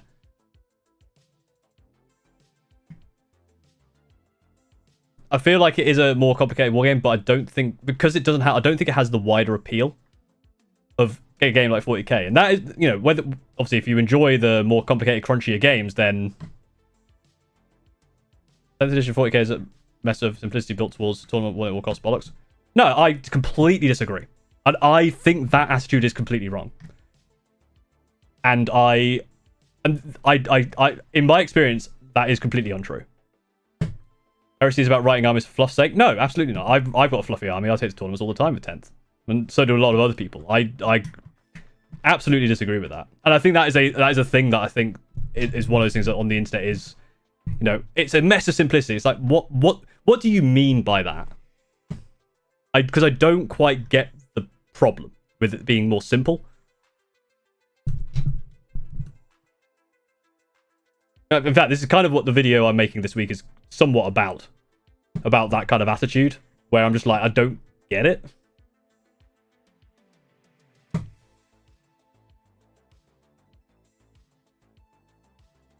You say you're writing an army list for the sake of the fluff, but surely it's still a game. And the kind of the fluff and the creativity is what you make of it, right?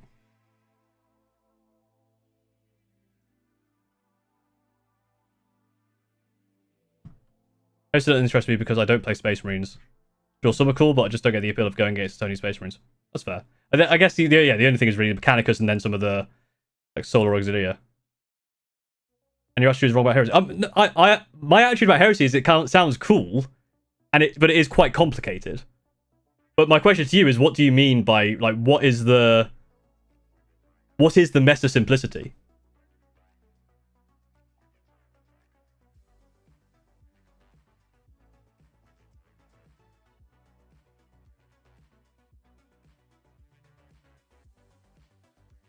There are some rules in 30k that I actually really liked. I kind of like that setup move. That's really cool. I like the fact that you basically every turn get to shoot back. Just because you don't get it doesn't mean it's wrong. That's not the. I'm asking you a question, which is what is the simplicity? What is the problem? What is your mess of simplicity? What do you mean by that?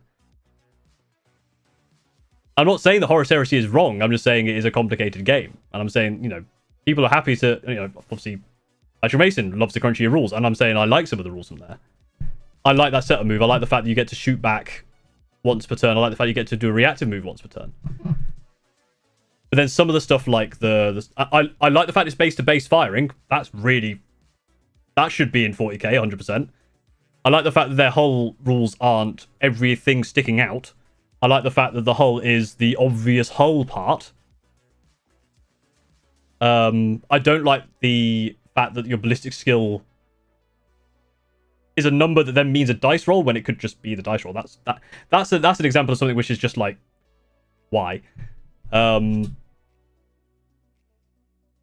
again, this is one of those games where I think I need to have hands-on time with it, because there's probably some stuff in there that is cool, and there's also some stuff in there which is good that it's gone.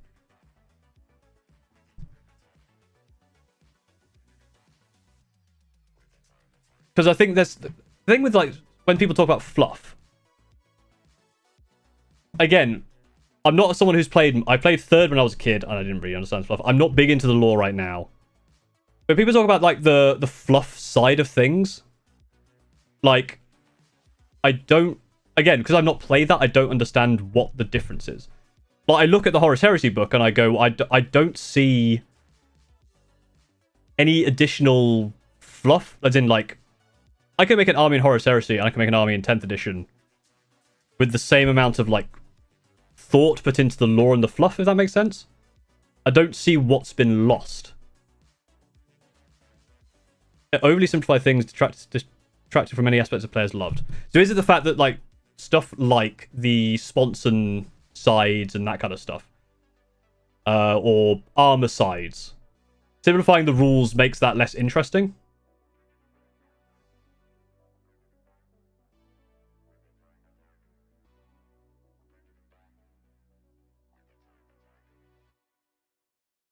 I think, yeah, suppressed and pinned. Let me remind myself what they were. Can't move. Yeah, so I like though. Pinned is cool. Yeah, shooting attacks as snapshots is an interesting one. See, I feel like snapshots in 40k would just be like a -1 to hit. If you see what I mean. The rooted one, or the routed one, is really weird. The fact that if you get to the battlefield edge, you get removed. It's odd. Stunned, pinned, and suppressed I do like.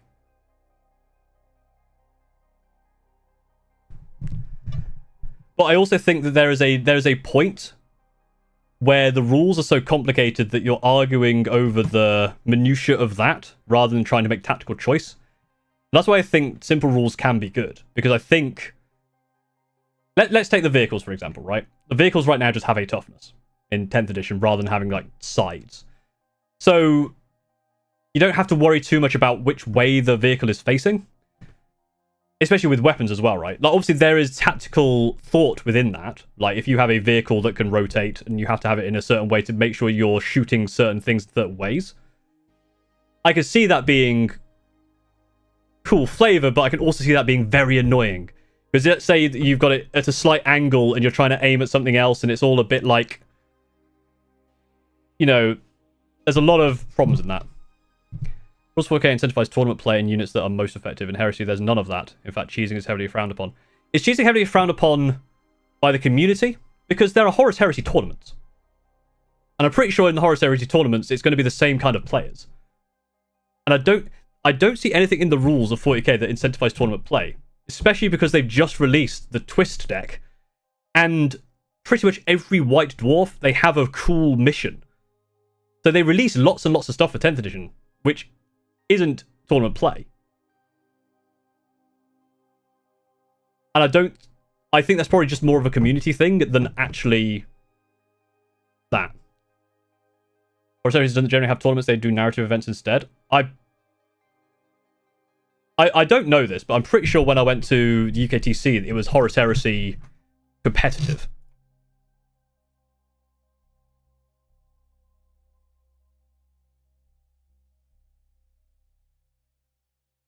So I don't think that is a... No one in Heresy toss over the rules. I've yet to see any form of argument in the game because it's about narrative gameplay. I think that's just probably a... Again, from my experience, like, when you go to a 40k event, if there's not really arguments over the rules, it's like, does this rule apply? What you're saying is, like, no one argues a toss over the rules. So if no one argues a toss over the rules, what's the point in the rule book? You know what I mean? Like, at some point, you're going to have a disagreement about the rules. At some point. At some point, someone's going to go, hey, what does this mean? Let's look it up in the rules. Right?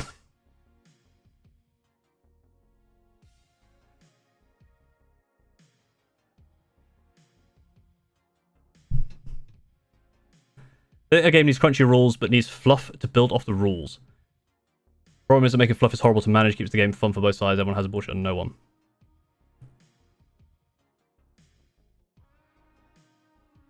Horus Heresy tournaments are heavily... Again, I have no experience in it. But again, you're saying, like, not win at all cost type play. But again, every tournament I've been to, I'm taking 80 Centurions. I'm not a win at all cost type of player. I've played against people with, you know, or I've seen people play with Titans and all sorts of other weird stuff. Like, I feel like this is a... I feel like you're going to have the kind of people who play Horus Heresy. There's going to be people who do play it, like, by the book, not as a, you know, not as a narrative thing. And there are people who play 40k as a narrative thing. I think they're the same people. There are probably people who play 40k tournaments will also play 30k tournaments as a, you know, actual game, right? What is a dirty meta chaser? I am extremely if 80 Centurions becomes popular, people are a pool chaser, which is even funnier. I've mates making a mass tournament. Yeah, exactly. People go to these tournaments. And again, this is kind of what the video is going to be about, hopefully this week. People go to these tournaments not to, like, going to a tournament, you don't go to those tournaments to win. Winning is cool. But I go to a tournament for more than just winning. I go to there because it's fun. It's a good place to play Warhammer. I get to meet cool people. I get to play with my 18 Centurions. I get to make content about it, which is unique to me. But, you know, I've seen that, you know, people go to these things. Some people are there to win or to try and win, but they're not there, you know, they have their own thing, right? Again, maybe you look at something like the Mordaka experience, right, where everyone was playing Mordaka. You're talking on a personal level constantly instead of directly talking about. But so are you. Surely you do not know every single player base, right? The fact that you're saying, like, no Heresy tournaments are heavily biased towards fluff games, how do you know that? Especially because you say all 40k is win at all costs. You're doing the exact same thing I'm doing. Like Fritter says, it's about the player, not the system. And there is definitely going to be people who play Horus Heresy as a competitive game. Not as many. I mean, Age of Sigmar has a competitive thing as well, right? But yeah, you just said most Heresy players. How can you be sure about that? 6 months. Ace of Dragons, thank you very much for your for 6 months as a member. Guarantee more player than 10 40k care more about fluff than main metric. Exactly. This is the thing. I don't think it's even that tournament players are the loudest. It's the internet. 100%. When I read stuff on the internet about, like, oh, you know, tournament players this, tournament players that, or narrative players this, narrative players that, it's just online chatter. Because when you actually go to these events, you're just meeting cool people. When I went to the UKTC, the first person I spoke to there was a guy playing Old World. And he played that competitively because he was like, oh no, my list does really badly against this list. So he was playing that competitively.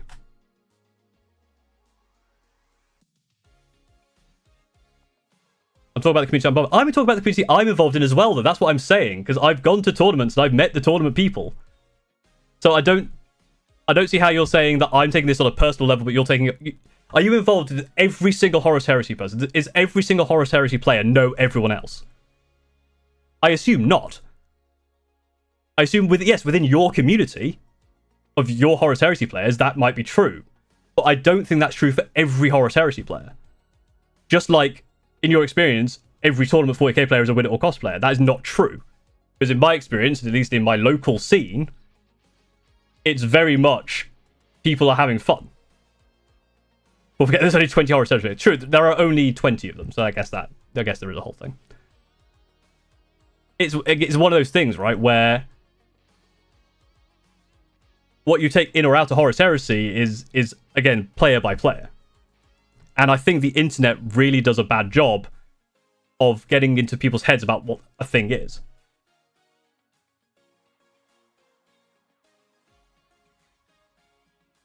Absolutely right on discussion about Warhammer. Exactly.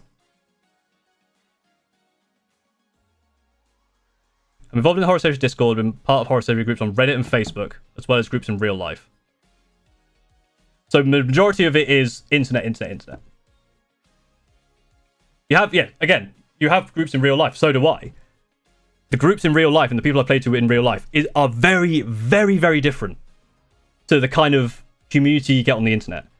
There's something you have to remember. Yes, you're in the Discord. You're in groups on Reddit and... You're in Discord, you're on Reddit, and you're on Facebook. That's probably a tiny percentage of the people actually playing the game. Most people probably aren't on the internet. It comes down to player archetypes. And from my experience, what I've seen, I think there is no... You know... A player who wants to play competitive will play a game they like.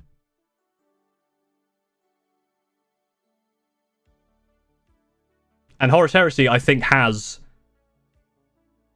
Horus Heresy has good rules in there. There are some rules that might be... There's a reason they might have gone out of date. But I do think there is a, you know, overall... Like... I'm trying to think what I was saying, but yeah. I've completely forgotten. But my point is there is a... You can't say that Horus Heresy is made to be fluffy, because that is, again, what people put into it. I've so many discussions with local players about the meta and such, and it's only regurgitated Reddit. Our local player base is so freaking different. Exactly, like, I've had discussions with, you know, my friends and other people in real life about stuff about meta, about this and that. But at the end of the day, we're here to play the game we want to play in the way we want to play it. Some people in Modo Clear, almost all Horus Heresy people play fluffy lists that will very rarely win. But surely half of them have to win.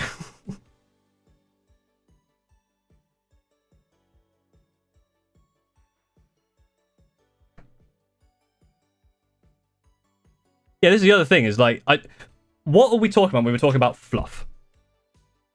Because that's the other thing I don't always understand with these arguments.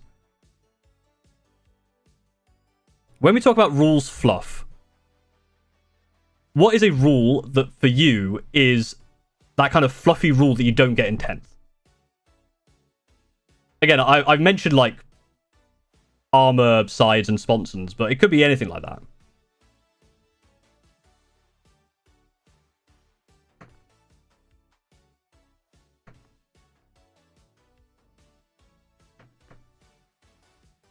Because for me, it feels like surely that if you have a crunchier rule set, that's less fluffy. But it can be also more fluffy, right? Like if you're on the battlefield, you can obviously, with rotating the tank, that is very fluffy because you have to make sure that you're facing the right way. You can imagine driving that way. Obviously, 40k, you just drive the tank forward and it doesn't matter which way you're facing. But also, if fluff is just like the story you're putting into the game, you could do that with either.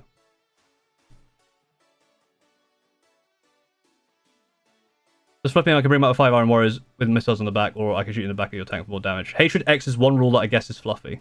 I don't know. I guess I can look at the hatred rule. How cool Berserkers run at the enemy when shot. Its theme with character isn't broken rule that can be built on. But this is the thing, like, so it's how the rules of the army represent the army, right?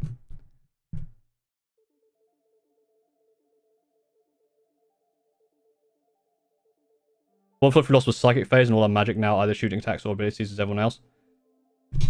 So I think that is one of the ones where I can see that argument. But again, it's one of those ones where I think GW...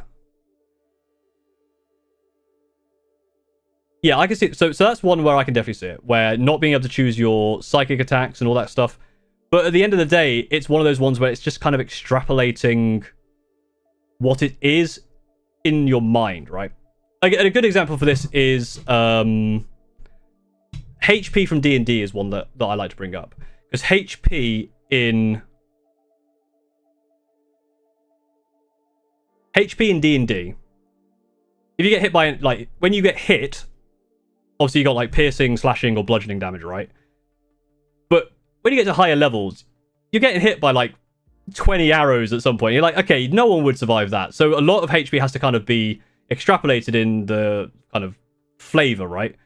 Maybe it's not you actually got hit, but it hurt your armor, you stumbled, you've tweaked something, you're not actually taken like a actual wound. I feel like that's the kind of same thing, right? Where you could take that into Horus Heresy or whatever. I personally met and shook hands with every single Horus Heresy player. Damn! Couldn't you?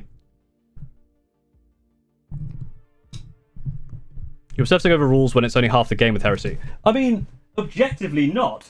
I'm looking at the rulebook. It's over half of the game, at least. Most of this book is how to play the game. Like, what do you mean by that?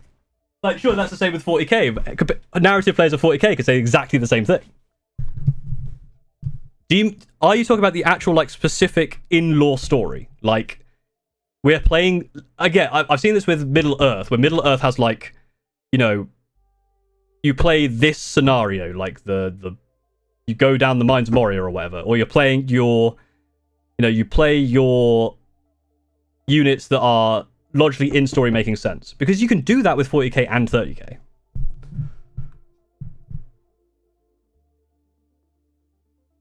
You say I'm obsessing over rules, but then if it was just about the story, what's the point of the rulebook? You could just tell a story.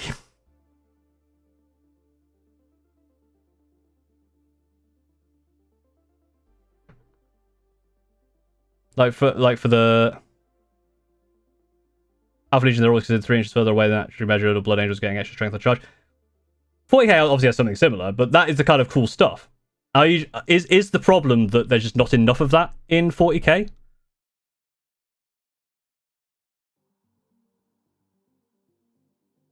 I kind of take an all-termy list in Horus Heresy, kind of take only Dreadnoughts in Horus Heresy. I think you have to take the main one. But again, I feel like fluff isn't something you can define, it's something you bring to it. Like my 18th Centurion Screaming Raven stuff. is like half fluff and half trying to be competitive at the same time, right? All legions got specific rules. I guess that's the thing, right? Because Horus Heresy is so focused on the legions, they can have more fun with them. Obviously, in 40k, not every legion has something special, right?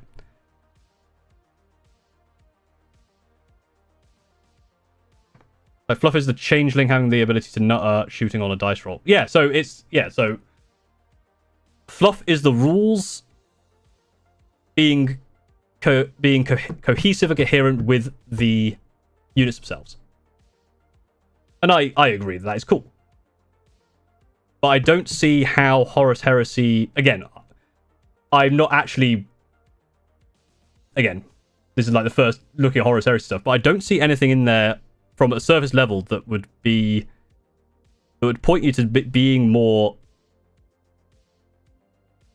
to going more towards that, unless it's just the kind of player you are. Horus Heresy series novels that were written over the last 20 years. It guides players on themes, ideas. People write armies based on this. So my argument to you is, what happens when you want to do a custom thing? Like a successor chapter? Are you saying that Horus Heresy is a lot of rules to essentially recreate battles in a book? And what if the battle ends differently to the book, right? Fluff isn't defined by the player, it's defined by stories written by GW. That, I 100% disagree with that interpretation. Fluff is both. The fluff and the story can either be what GW writes, or it can be what you write. Again, same with D&D. The fluff of D&D and kind of the story and the narrative of D&D can either be based on whatever, what I can't remember, Forgotten Realms or whatever, or what I do, I make my own homebrew world and I do my own world building. That's still fluff, right?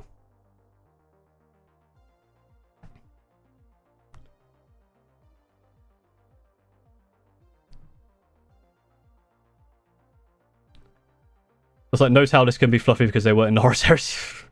Horus Heresy is historical Warhammer. True. Heresy encourages you to convert. Again, this is going back to the thing where people are like, oh, 40k doesn't let you convert WYSIWYG and stuff, but that's not true either. Like, I have an army that I played at Warhammer World, by the way, with 3D printed, but I played an entire 3D printed model at Warhammer World and no one cared. Probably should have said that out loud. GW, if you're watching, I didn't do that. I've got loads of conversion stuff, loads of different things. Like, that whole idea of people not converting because of competitive players is bullshit. Again, tournaments I've been to, I've seen a Seraphon World Eaters army, which is hilariously cool. The horrifying baby Zeech Knights are terrifying. Exodite, Eldari, all this kind of stuff. There's nothing in there that is that says that 40k is like, oh no, you can't do that. And again, I think that's just people on the internet regurgitating stuff.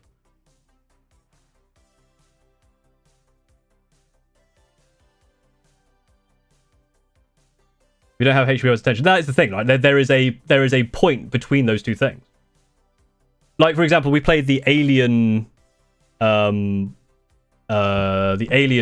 system on my stag do.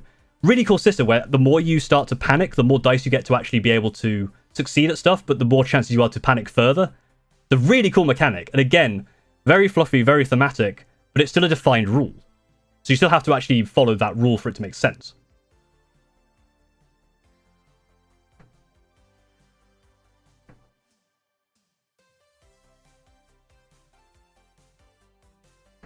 Horus Heresy is a game based on fictional historic setting. There are no other legions, only the 18. If you don't get that, Heresy isn't for you. I feel like that is... Then I guess Heresy isn't for me then, I guess. So I like the idea of being able to... Of seeing other people and seeing their creativity put onto something. So surely... And you're saying that, like, oh, you're building your armies around the fluff. So surely that's more restrictive. Like, I can't have a Centurion Raven Guard army because the Raven Guard do X, Y, Z.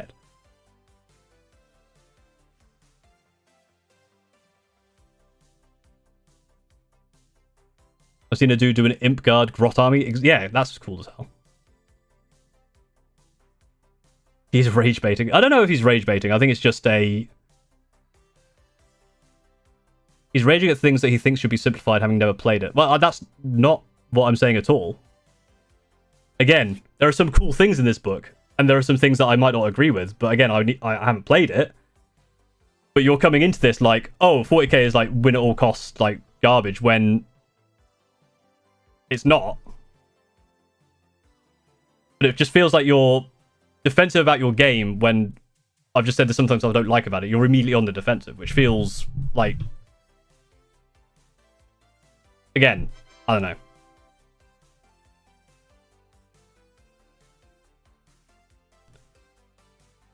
A bit of instructions. The quick play rules are meant to be the actual rules. The book is an expanded version, which you reference comments for lack of HQ. I've actually lost out on the units that will actually no longer exist in 40k, and they have rebuild special character rules. And that is the thing, right? Like, obviously, there are stuff like that where they have removed certain things, which, yeah, that does suck. But again, at least the models can still be used as something else. And yeah, you might have lost again. Sucks that you lose your thing. Again, if Centurions go to Legends, that's gonna suck.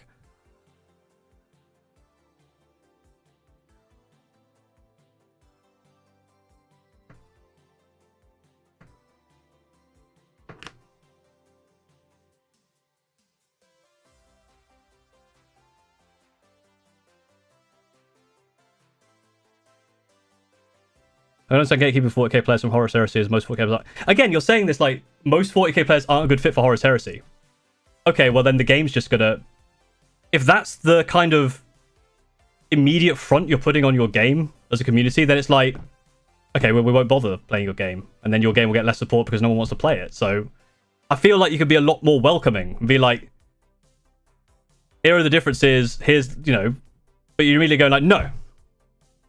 40k players are bad. Like, again, where's that coming from? I don't quite get that.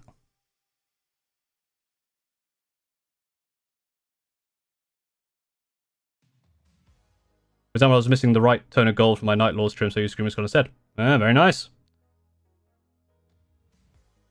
Game isn't not letting people in, it's making sure people coming in are the right fit. But I think the thing is like, people coming in... You've got to understand that people coming into the game are going to be, especially, you know, 40k players are going to come in with a sense of 40k. It's going to take some time for them to work through. Again, this is something I discussed with Mesbug. It's the first game I played, I was like, there's some stuff I don't like about this. But again, it's coming from 40k. I want to give it another shot. Because there are some things I do like about it.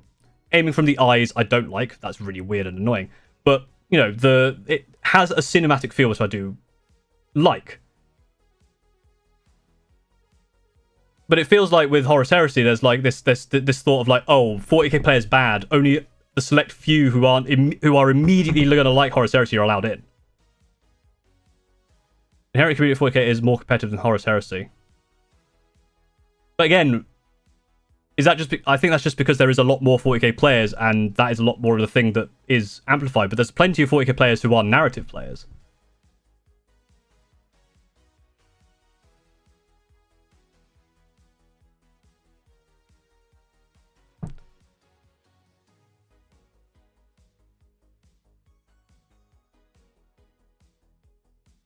You should play Napoleonic Wargame. I did say because again, this whole I'm going to call this a series now because it is a series. This whole conversation is kind of what I like about discussing other games, because there are some things where I'm just like, that sounds weird, and I'm trying to like work out where that's coming from. Like, what is it? Where is this like? Again, because from my experience, 40k is fun and the people who play it are cool. But again, it's something I've always said about the internet and that being kind of... The next game I'm probably going to do with this is Trench Crusade, because the Trench Crusade rules are available online, like the early access rules. So I want to go through Trench Crusade and see the same thing. Like, what does Trench Crusade do that I like? What does it do that I don't like? What are people, you know, thoughts about it? I think most people in chat, obviously barring a couple of people, like, Horus Heresy is kind of... there are some things I like about Horus Heresy, and there are some really cool rules. Again, the conditions are cool. I'd like to see those in 40k at some point. What was the other one? I liked the setup move. That was kind of cool. The fact that it's base-to-base shooting is really cool.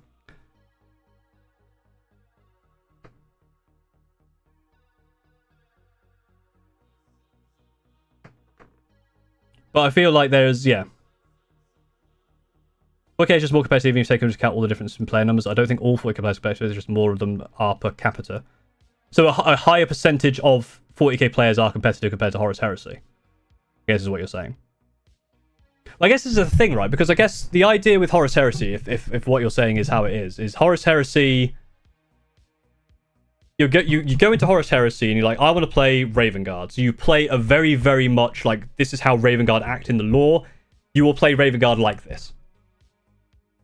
And so because of that, when you're playing against someone else who has, let's say, World Eaters who are very World Eatery, like there isn't much you can do in terms of like competitive. Because you can't, like, unless you're trying to make this list, not even list tailoring or anything, but obviously there's only a certain amount you could do with this style of Raven Guard list versus this style of World Eaters list.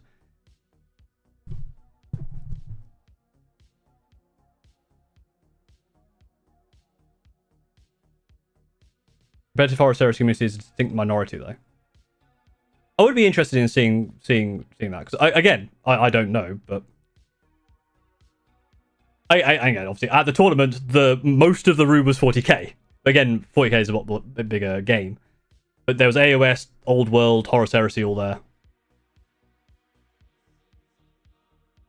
But again, do people think that the Warhammer 40k competitive community is so big because of the internet? Because, you know, I've seen some of your piles of shame. Most people just buy the models. And I'd say most people probably play like one game a month, one game, you know, a quarter.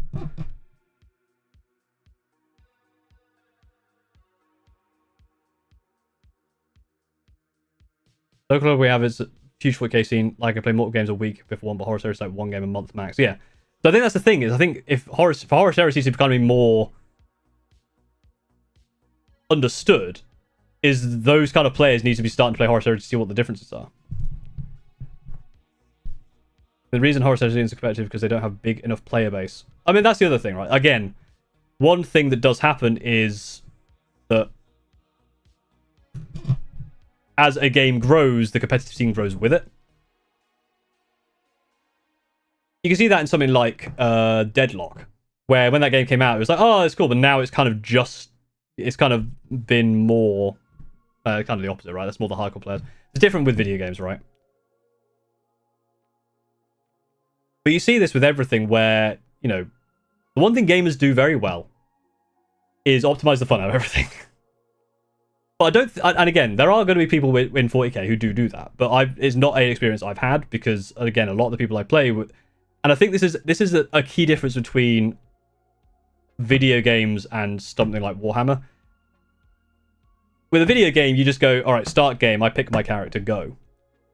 For you to build your army, you have to put a lot of work into it.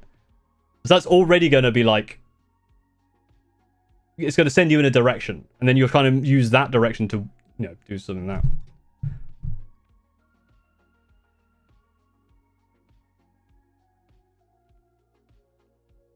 As an avid Horus Heresy player, I'd like to see Horus Heresy I'd like to not see Horus Heresy go down a competitive route.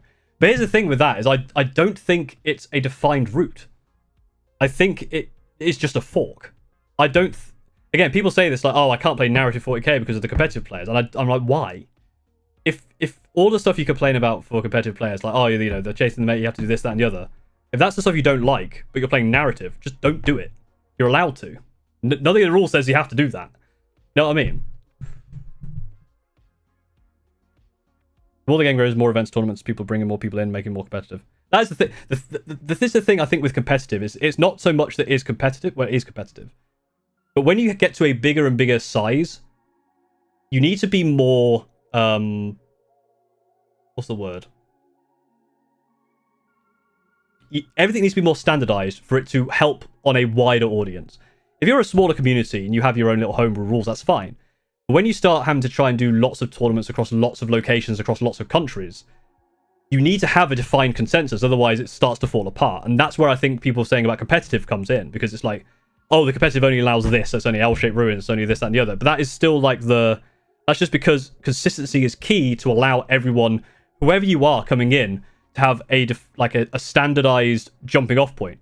You aren't going in and going, oh, I need to like know about this, this, and this about the local scene. Oh, they don't do this, they do that, or whatever. And that I think is the thing that is the competitive part, right? Use 40k. What is a skill you think is necessary skill to have a good understanding of whilst playing? It's kind of, again, video for this week. Understand that 40k and other war games are cooperative. That I think is the biggest thing.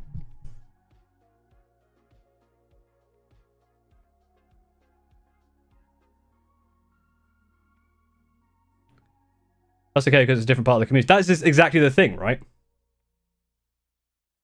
Like, I think having that split is fine. I mean, stuff like balance changes, points updates, massive widespread changes in a 3-year rule cycle. Again, I guess it depends on how the game works, right? Because let's say, actually, in this 3rd edition, let's say Saturnine Terminators are broken. Like, they are just obscene. And they just win every game. Like, even if you want to play, like, a by-the-book, fun, thematic list, if you have Saturnine, you win. Surely you'd want that to be balanced, right?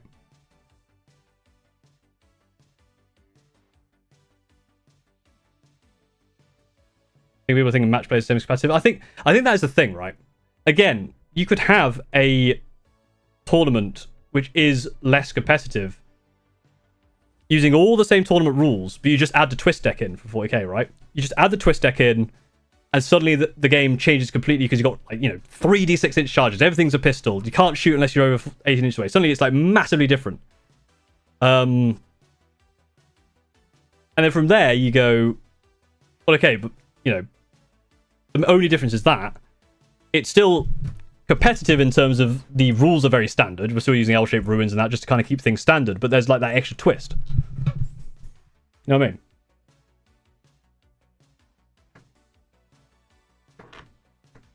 Contemptors were that way in 2nd, and the community basically house ruled around limitations for them. That's the thing, right? Like, again, in a smaller community, that's fine, because each kind of community might have their own little house rule how to deal with it, and then you work it out with the local stuff. But in a game when it becomes more widespread, you kind of want that to be standardized. Is there a way you can Saturnine units 40k? I think they're pretty good Centurion Croxes, to be fair. Things that slightly OP that won't change for specific. I mean, that's fine.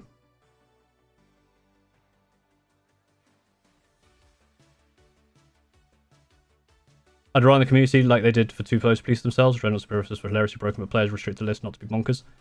I don't like the idea of relying on community. And again, this is probably different for Horus Heresy where the community is small enough. But when a game starts to grow and you start relying on the community, that's where you have problems. I've seen some of your comments on my Hot Take Court videos. Some of y'all have some terrible takes. Awful takes. I don't think I could trust some of those people to be the kind of people making up these homebrew rules as part of the community. I'm sorry. And again, maybe GW isn't the place to do that either. Maybe GW's rules are also shit. But here's the thing, it's like, there needs to be one consistent voice. And maybe that is taking something from the community. Maybe there could be more community interaction there. But again, I've seen some of the people community's opinions.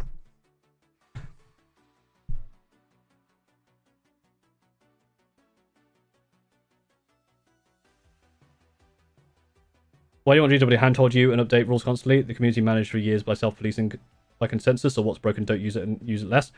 Because what if the thing you want to use is one of those broken things? What if Centurions were suddenly like the most broken thing in the world and I want to use them? The community just goes, oh no, you can't use them. So, but I want to use my models. The GW comes along and goes, okay, we're going to nerf them, and now they're more reasonable.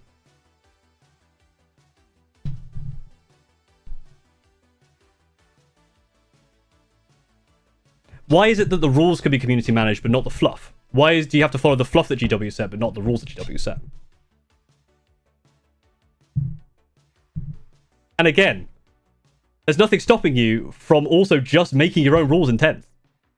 If you've got a local community and you all decide that Centurions are shit and no one wants to use them, fine. You can do that. But when it becomes a wider audience, you need a unifying voice. You can't have all of these little, tweaks here and there. If I go to a tournament in, I don't know, Leeds, and suddenly I find out, oh, the Leeds community doesn't allow Centurions. Well, then what's the, you know? And again, Horus Heresy might be different in this situation because of their, you know, because of the way the Horus Heresy is more set up to be following the law. Maybe that is a thing. But again, with that Contemptor thing, like, is that, like, surely if it's a case of, like, you know, you're following the law and making a law accurate thing, surely people wouldn't be bringing in that many Contemptors anyway, right? Or did people bring a bunch of Contemptors because they were good and people wanted to win, and actually suddenly it is actually quite competitive because there's a whole ass rulebook? A lot of us think the opinion we have as a Discord server say what everyone thinks, which isn't the case. That is the thing, right? Again, what,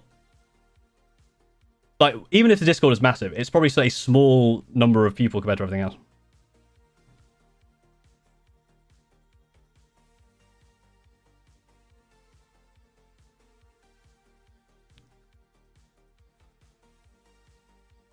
Updating your old game with something to work good is not harm. Exactly, I think that's something that is a positive with the fact that the internet exists, is being able to update stuff. That's a good thing. Are you endorsing forcing people to fight against things they feel is unfair? What? In what way is that an argument? If you don't want to play against something, don't play against it. Are you basically saying that I'm forcing someone to play against Centurions? No, if someone doesn't want to play against Centurions, they don't have to. They can just leave. That's absolutely fine.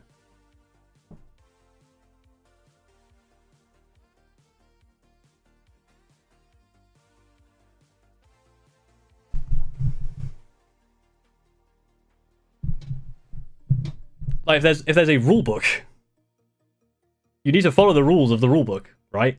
So at some point you're going to be playing a game where there's a winner and a loser. So at the very least there is a competition to it. And again, with narrative, this was one of the comments that came up in the narrative, is like, it's not actually the winning and losing that's the important part, which I do agree with. It's the journey, right? You could lose the game in a narrative sense, but if you told a good story, then you both win.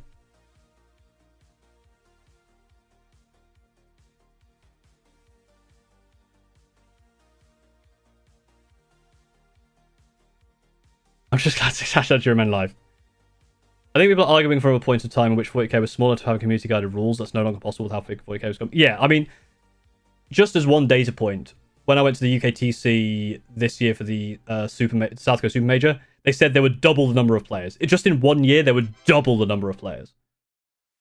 I think 9th edition was such an explosion that it's skewed that kind of thing.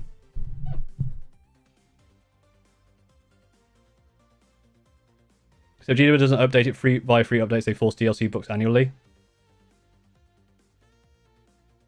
They have quarterly balance updates for free.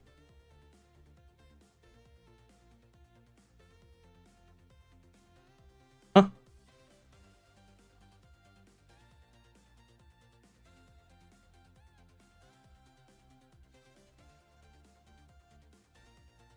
You have to buy them with the quarterly updates? No, they're free.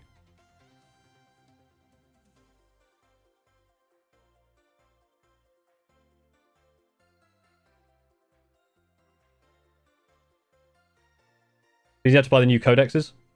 But yeah, and again, I'm not telling you have to buy the codexes, but you know, if there was a certain website you could go to get all that information for free, I mean, I wouldn't lead you there, not at all. That'd be immoral of me to tell you to go find the free rules elsewhere.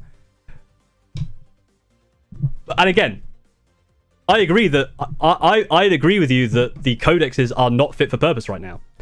Legitimately, the codexes should be better. They should have a lot more of the painting side, the hobby side, the lore side stuff. Still have the data sheets in there, but all the data sheets should be free. That I agree with. I think that is one thing that GW are dropping the ball on.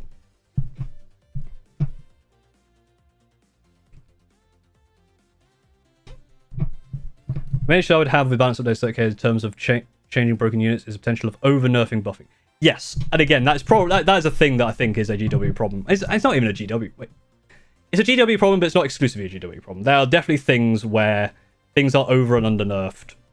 There's the classic triple nerf, right? Double or triple nerf, where they nerf a thing, and they nerf the rule that it was benefiting from, and then they nerf another thing, and suddenly they're the worst thing ever, right? But they also do a lot of, good updates. There are things they do actually make things fairly balanced eventually. There are some real bad outliers, though.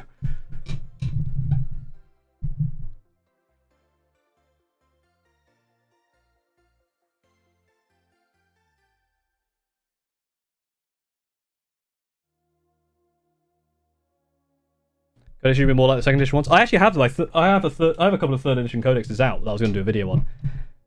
Newsflash, they're kind of bad. They're all black and white. I love color.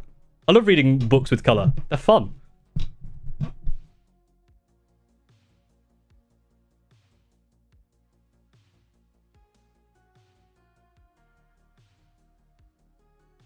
Lights aren't over and none, I think it's fine. Yeah. And again, especially with a game like 40k, which is so...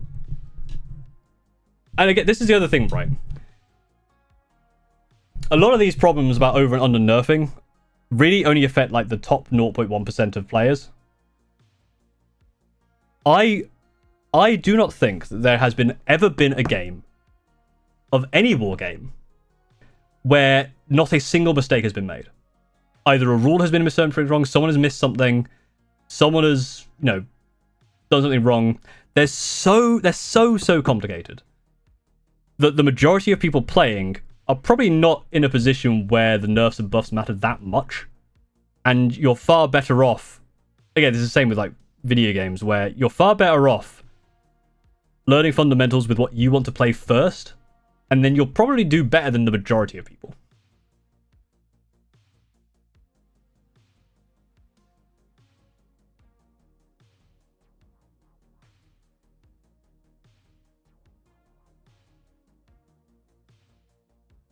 No advantage game even in chess, someone needs to go first. Yeah, it doesn't chess have like a slight advantage for going first? I don't know. I'm not a good chess. Is it surprising that 40k stuck with the Igo Yugo the more recent slim down editions? I think that's fine. I want to run some experiments about trying to do 40k alternate action, but I think because of the way 40k is, I think it makes a lot more sense to keep it as Igo Yugo. There's still tactical stuff you could do with the Igo Yugo system.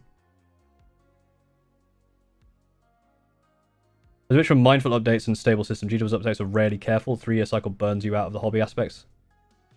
Lack of all that in Horus Heresy, now it's sliding into it. Again, I think there was a comment, I think it might have been on Discord, where someone said something which I found very funny. Where they said something like, what was it? I can't wait for 11th edition as my first edition I'll ever play. What Games Workshop made 10th edition so bad? I was like, well, hang on a second. If 11th edition is your first edition you've ever played, how do you know? Because you've never played Warhammer. Are you just repeating what you've heard on the internet? I think it's one of those things where, like, I think a lot of the updates are decent. Like, there's usually one or two pretty bad outliers. Like, Sisters, for example, were crap for a while.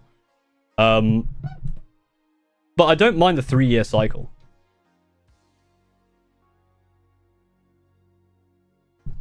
And again, it's one of those things which is like, I don't know.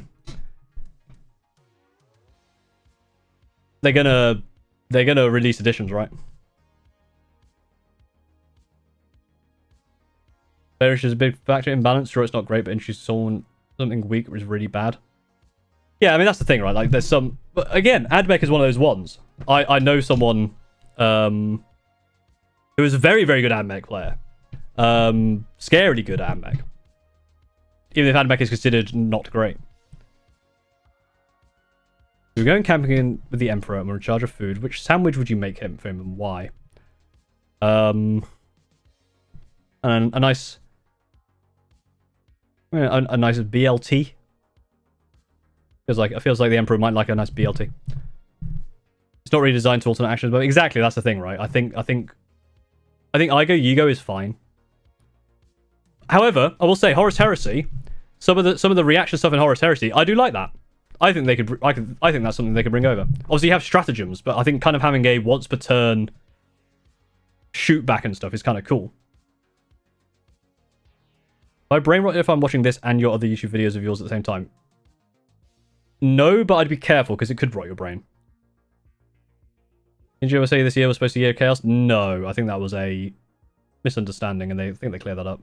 Also, this year did have all of the Chaos books, Chaos stuff for AOS, Emperor's Children. So there's still a fair decent amount of Chaos stuff. 4-year cycle? I think 4-year cycle works. That is the thing. That is the thing I don't like, is that the codexes are... They come out and then one at the end is like, oh, you get it for like a few months. But I do think... I think the way that it should work is kind of like on a 6-year cycle. Maybe. I think editions should come in pairs. So I reckon 11th edition is going to be just kind of not that different to 10th, so that your books in 10th still make a fair amount of sense. And then like 12th edition might be more of a change.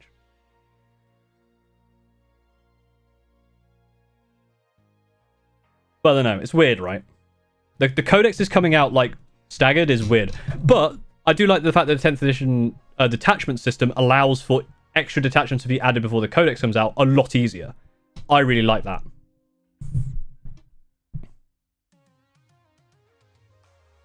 More hoardy, which can make opinions different. That is another thing with Troll Country. I think it's one of those ones where, yeah, moving a army away from what you want from it is annoying. But again, there are probably people out there who like the hoarding idea. But I do think I mean, Admech's a weird one in general, right? Admech has had a lot of bullshit over the past couple of editions.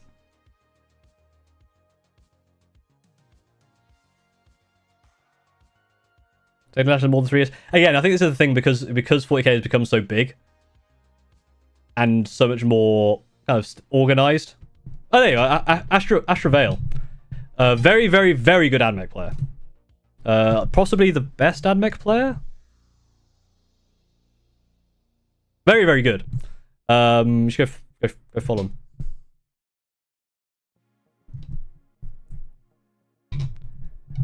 Its own super heavy. I mean, technically, I guess knights.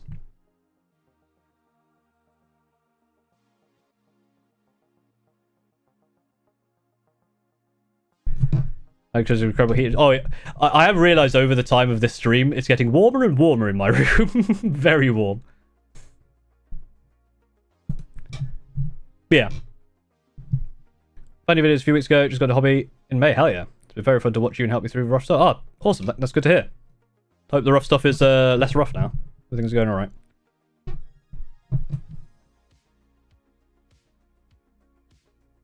They won, but added to it the Knights Index instead of the Admech. Oh yeah, they did do that, didn't they?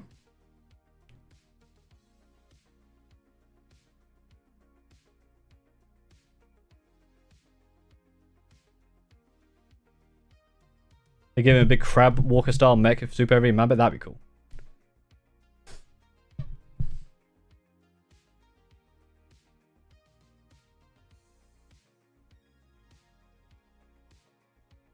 I see 2 paths for 11th edition. Path 1, all armies get 1 bullet total.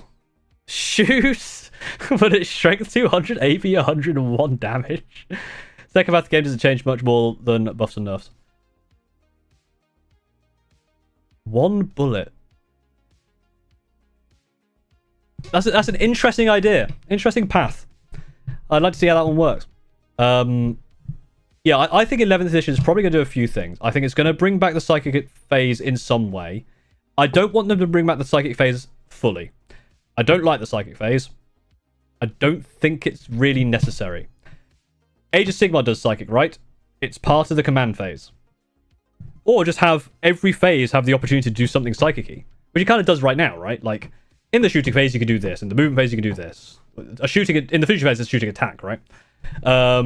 But having a kind of like a psychic manifestation phase in the command phase makes sense to me.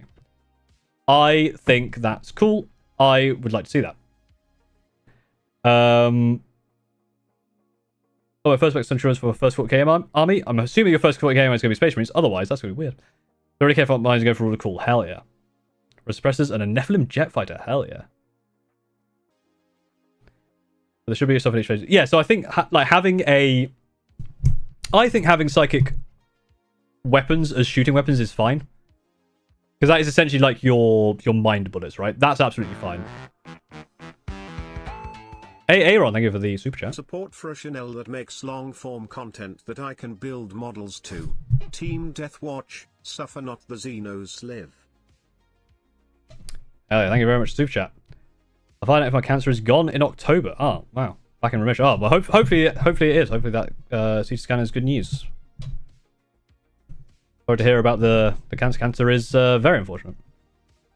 Currently have finished painting my Custodes army and currently priming my Chaos Knight 7 War Dogs, 2 Bombardments, and a Knight Lancer. Ooh, I love the Lancer. That's cool as hell. What's your is fascinated with damage characteristics? Why do they cram it into every system they can? I think it's because damage is cool. It's a way of balancing things. Something has X amount of health. You use to kill it with Y amount of bullets. Some of those bullets do more damage than others. That makes sense. I think it's obviously different with something like Mesbug. Psychic phase is cringe. Psychic being specific powers is fine, but the entire reason Psychic phase doesn't exist is because half the armies don't have a way. Exactly, right? Like in 9th edition, there were 2 armies I played, which was Thousand Suns and Drukhari. One had a Psychic phase that lasted an hour, the other one didn't have any Psychic at all. Psychic guns should be Psychic tests, not normal gun rolls. I like the idea of just making them... Again, this is kind of like a rule simplicity thing. You get the same effect by just making them hazardous, right? I think that's fine. Who do you think has the best combat patrol? Drukhari, 100%. Their combat patrol is... You could legitimately buy 6 of them and not have a problem. Apart from having 6 combat patrols to build, but... Rename wounds to health, yes. Don't do what Age of Sigmar did, which changed wounds to health and then counted up.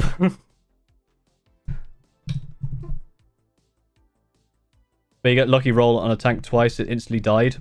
Yeah. Love you, videos. What's your opinion on non-metallic metal painting? Non-metallic metallic painting. I think it's witchcraft. I'd like to try it at some point, but I think it's witchcraft.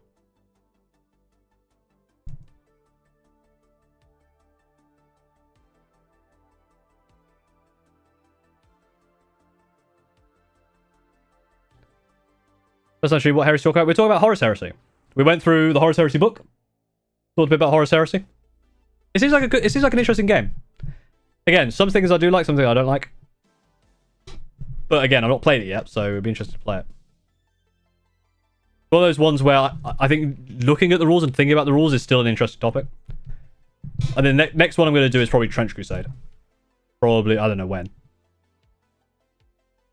This Thursday stream will probably be room reviews again, because that's always fun. Sent you your first non-metallic metal the other day. It went okay, but definitely was thick in some places. The one rule in AOS that works really well with the counting up for the damage pool, and that's only with the Vermin Lord Warbringer. Oh, interesting.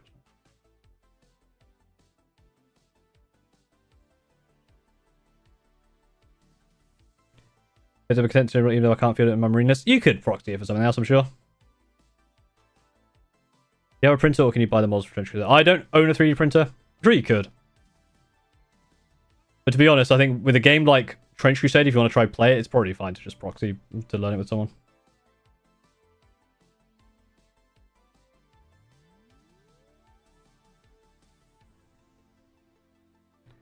There's one rule I really like in Age of Sigmar, which, again, it's a difficult one. Because it does require somewhat cooperation. One of my favorite rules in Age of Sigmar is the Gargant Suplex. I want more rules like that.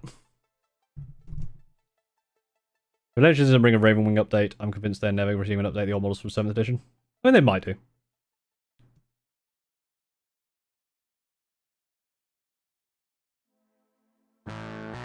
Control Carnage, thank you for the super chat. Headed off to work now, but I'm happy to see you're interested in Horus Heresy and I hope more people like you join the game. Just have fun with it, D. It's definitely one of those ones where... Well, thank you for the super chat, first of all, and hope you have a good time at work. It's definitely one of those ones where I think it's going to be interesting to play just because of the case of I reckon you'll build a list, and for your first game you're going to be in the rulebook half the time because there were so many like little rules and stuff. Well, I do feel like some of it there's a reason that it was dropped, but again, having the option for people who like those more crunchy game systems is good.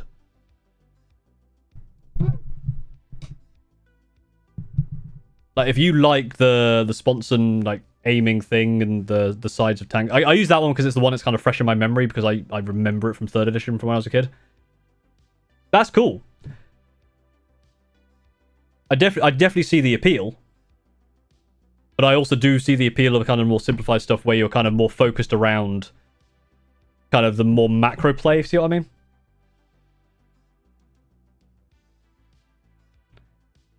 Roll a d6 if it's less than damage allocated to that model's damage pool, then you deal that dice. Ooh, interesting. What do you think about using Horus Heresy models of proxy 40k? Oh yeah, 100%. I mean, I'm probably going to use those Saturnines for Centurions and stuff. My issue with Heresy is you can make things be crunchy while not being awful in practice. That is a good point, actually, because, like I said earlier, I reckon there's not a game of 40k that's been played where someone hasn't made a mistake or forgotten a rule. So when you start adding even more rules and making it even crunchier, it's just more points of failure, right? What's your favorite method of heresy? That's a good question. Probably just like generic sacrilege. It's usually pretty good. Horus Heresy needs to modernize it in its delivery with stuff like an app. Yes, that is one thing. The 40k app is actually really, really good. Just make the rules free on the app, or hell, tie it to Warhammer Plus.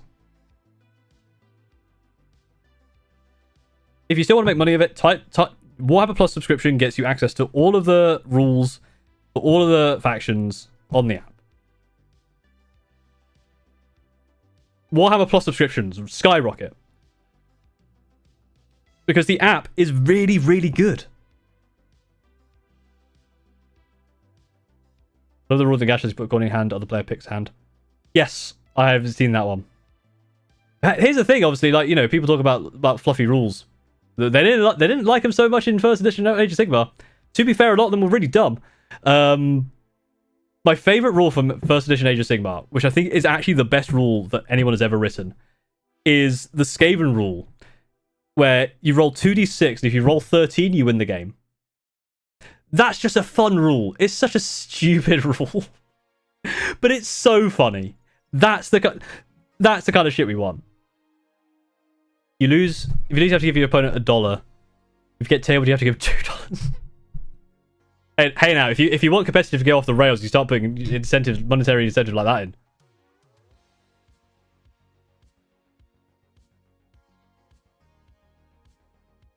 I do wish I'd make it so you can see data cards for all your units at once. Just scroll it so you don't need to constantly go back and forth on it. Yeah. If you roll 2 of these things and get 13 to win. Exactly. We're going to Phoenix Codexes. I think there should be 29 slip version, rules only version. So this is the thing. They actually do that in Age of Sigmar. I don't think it actually costs that much less. I also don't think it makes sense. I think the better way to do it is have your big codex, which has all the fluff and the hobby stuff and the data sheets at the back and the crusade rules and all that stuff. Then you got your data cards. The data cards should come with the detachment rules. Games Workshop. That's my feedback to you. They should have all the detachment rules in them. Thank you very much. And then you just have, if you just want the rules, Warhammer Plus subscription just gets you access to the rules on the app. Oh yeah, Horus Heresy doesn't have Steel to you boys, so technically Horus Heresy is garbage baby game for babies.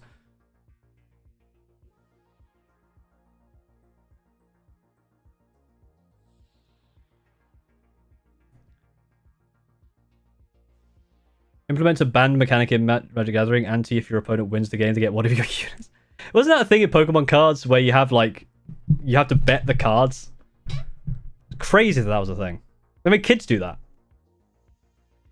Have you played Battlefield 6 beta? I have not, no. I haven't played a Battlefield game since Bad Company 2. When did Bad Company 2 come out? Like 2009?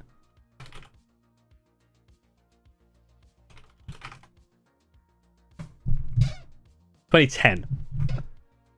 That was the last Battlefield game I played.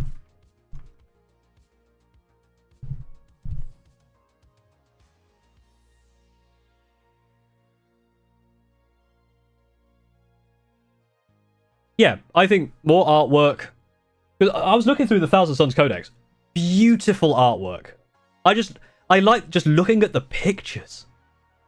Like, just, there's some gorgeous artwork in there. More of that. More of the painting stuff. We put the top card of your deck at the start of the game. Oof. Make it so people less likely to want to play knights. Very true. You had to give up one of your units, it was a knight. No thanks. Marinara Menace, 3 months. Thank you very much.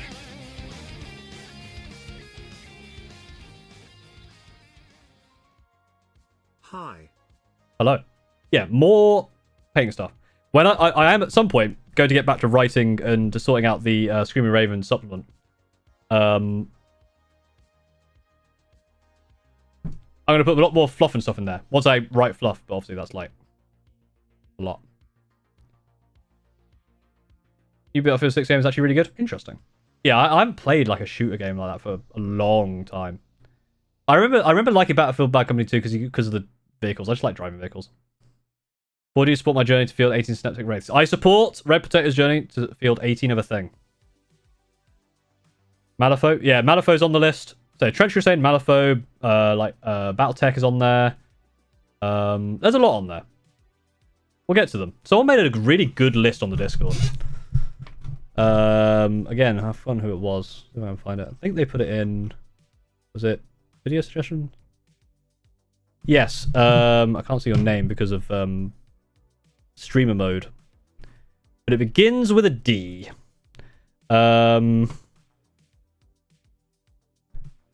Bolt Action, Conflict, Beyond the Gates of Antares, not heard of that one. Stargrave, Hail Caesar, Bloodred Skies, Victory Sea, Black Sea, Black... There's a lot here that I don't... One page rules, I've played one page rules. Treasure Crusade, Battletech, Star Wars Legion, Marvel's Crisis Protocol, which I've played before as well. Malifaux. Yeah, there's a lot. There's a lot of games that I want to look at the rules at.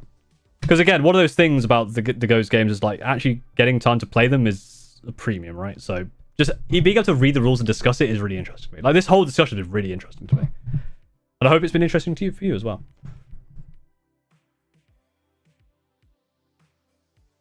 24 Crocshaw list for AOS? Yes. Normal secondaries or fluff secondaries? Corn score secondaries for killing as each scores opponent scoring. So that used to be a thing. Like each book used to have secondaries that you picked. But it's the problem with that is it's another avenue of balance. When realistically you just play, you can just play as, because like a world eater plays in a certain way. What I'd like to see is more because the problem with the secondaries at the moment is that you kind of have to be scoring your cards every turn. So you kind of need to be thinking about what can do them.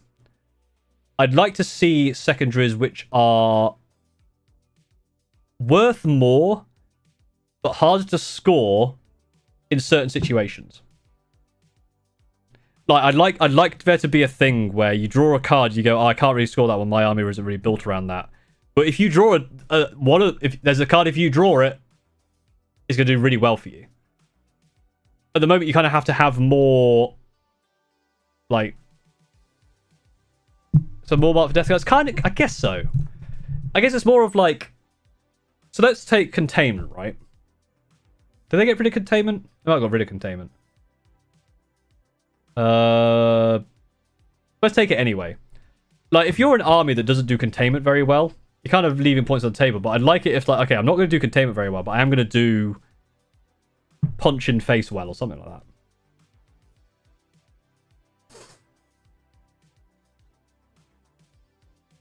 Finish up with Votan. I've been adding in more unique bits, adding more nice play. Hell yeah. You had to give one unit, Knight would never be played. Yeah, exactly. Or you'd play knights and you'd just have like a reserve of like nurglings or something.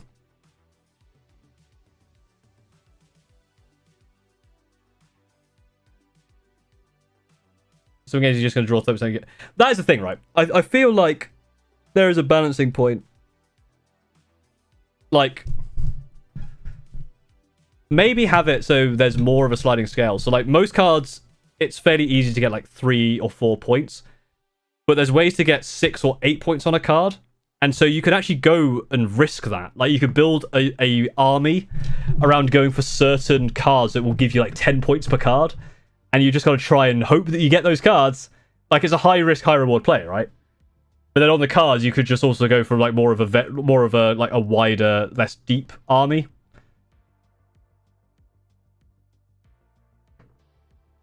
What do you do if we get the Legends Centurions fetch up? I'll just keep. I'm pretty sure if they ever if they brought out Primaris Centurions and Legends regular Centurions, most people are just going to allow you to play the old Centurions, unless they're like massively bigger, which I don't think they will be.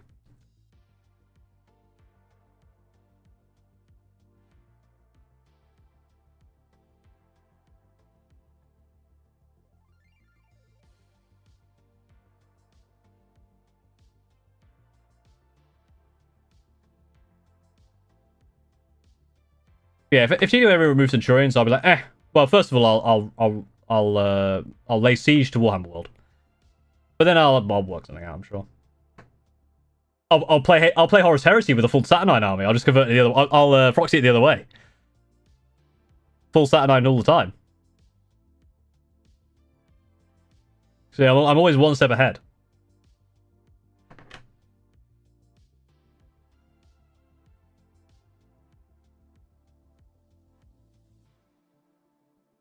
Trying to a bit unbalanced. The amount of times I won against my friend because challenge card is kind of ridiculous. I've seen that. I've yet to play with the challenger cards, which is it's just the fact that I've not like when they came out. I've been very busy. I am going to some upcoming tournaments. Well, I'll actually finally get to use the challenger cards. I feel like if the challenger cards are the decider, the game was already very close. I don't know. Again, I've not done this in practice. So I'm going to the next Winchester RTT, and I am going to the London GT. I decided on a whim that I'm going to do London, because I need content, and September's a good time for me because it's less busy for me. So it'd be interesting to go to the London GT. So, Carol, we're just chatting at this point about stuff. To be fair, I think with how bloody warm it's getting in here, I need to head off and get in front of a fan. Yes, I'm going to a couple of tournaments in September. I booked a hotel already as well, just to make sure I had it. It's nearby. Is it a travel lodge? What is it? It might be a travel lodge. Yeah, it's a nearby travel lodge.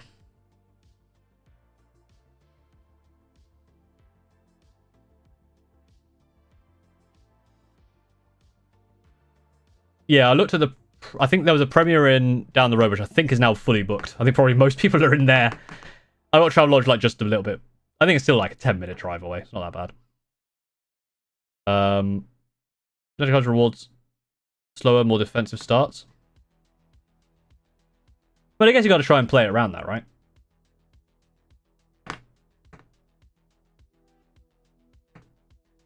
Challenger cards are kind of rough. I played a tournament yesterday where the challenger cards turned a 5-point win to a 1-point loss. I mean, that's the thing, right? Like, that's a very close game already. I mean, a standard secondary draw could have been the decider in that situation, right? Just one. Challenger cards can net you about 12 points, so it's going to be the difference between losing 11 points. But you always have to be at least 6 points behind to get it, right? So at some point, it's going to always... If you're getting all of them, you're always 6 points behind. Don't you discard it at the end of the turn? Or can you hold on to them? I don't know. Again, I've not played with them yet, so in practice, it might be more frustrating. But I feel like a game that close can be decided by a myriad of other things. I think that's the other thing is to consider. It's like, yeah, it turned a 5-point win into a 1-point loss. There is probably 1,000 things you could have done differently that could have changed the game in certain ways. Even the dice could have changed something, right? So if it was that close, I don't think it's that much of a problem, and it feels like it's better than the way that the secret missions worked, which was either you take it and you lose anyway. You have the opportunity to take it and you can't because you can't do any of them. Or like you take the one that's going to let you win and you somehow pull a win out. But I don't know. I feel like that last one very rarely happens. Brass Scorpion is small enough to proxy? I think Brass Scorpion is a pretty big. And it's also the kind of different way it is. Make my models with videos? Hell yeah. 40 nids down. Nice. A lot of nids. Do people trying to be 6 plus just to get those cards? I think you could punish that then, right?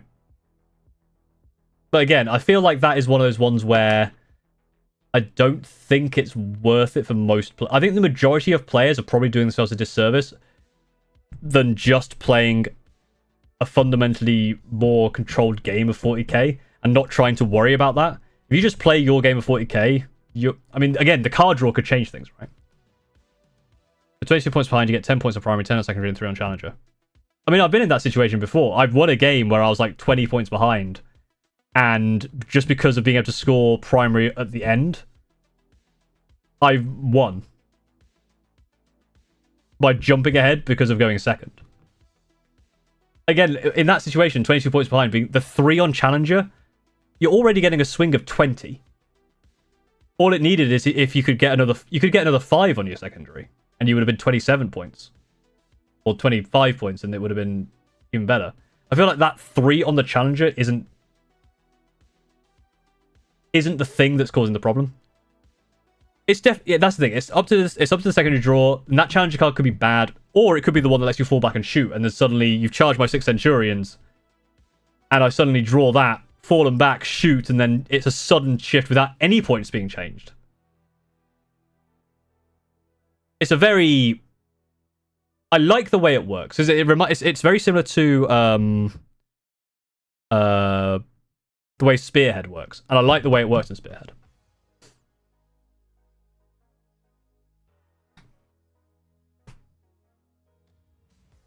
Yeah, I am going... I've had a really lovely discussion. On Thursday, we'll have a stream with some more room and hobby place reviews, so go onto Discord if you want to submit for that. On Friday, there should be a video talking about this kind of stuff, about like competitive and how like it's not that bad. And I think the idea of like winning is all there is. I want to kind of challenge that. And hopefully soon I'll be able to do a lot more hobby streams. I'm probably gonna do some stuff on Twitch only. If I want to play just random games, I'm probably just gonna do it on Twitch. So look out for Twitch guys. Look out for being on Twitch. I might just suddenly fire up and play some game. Apart from that, thank you very much for watching.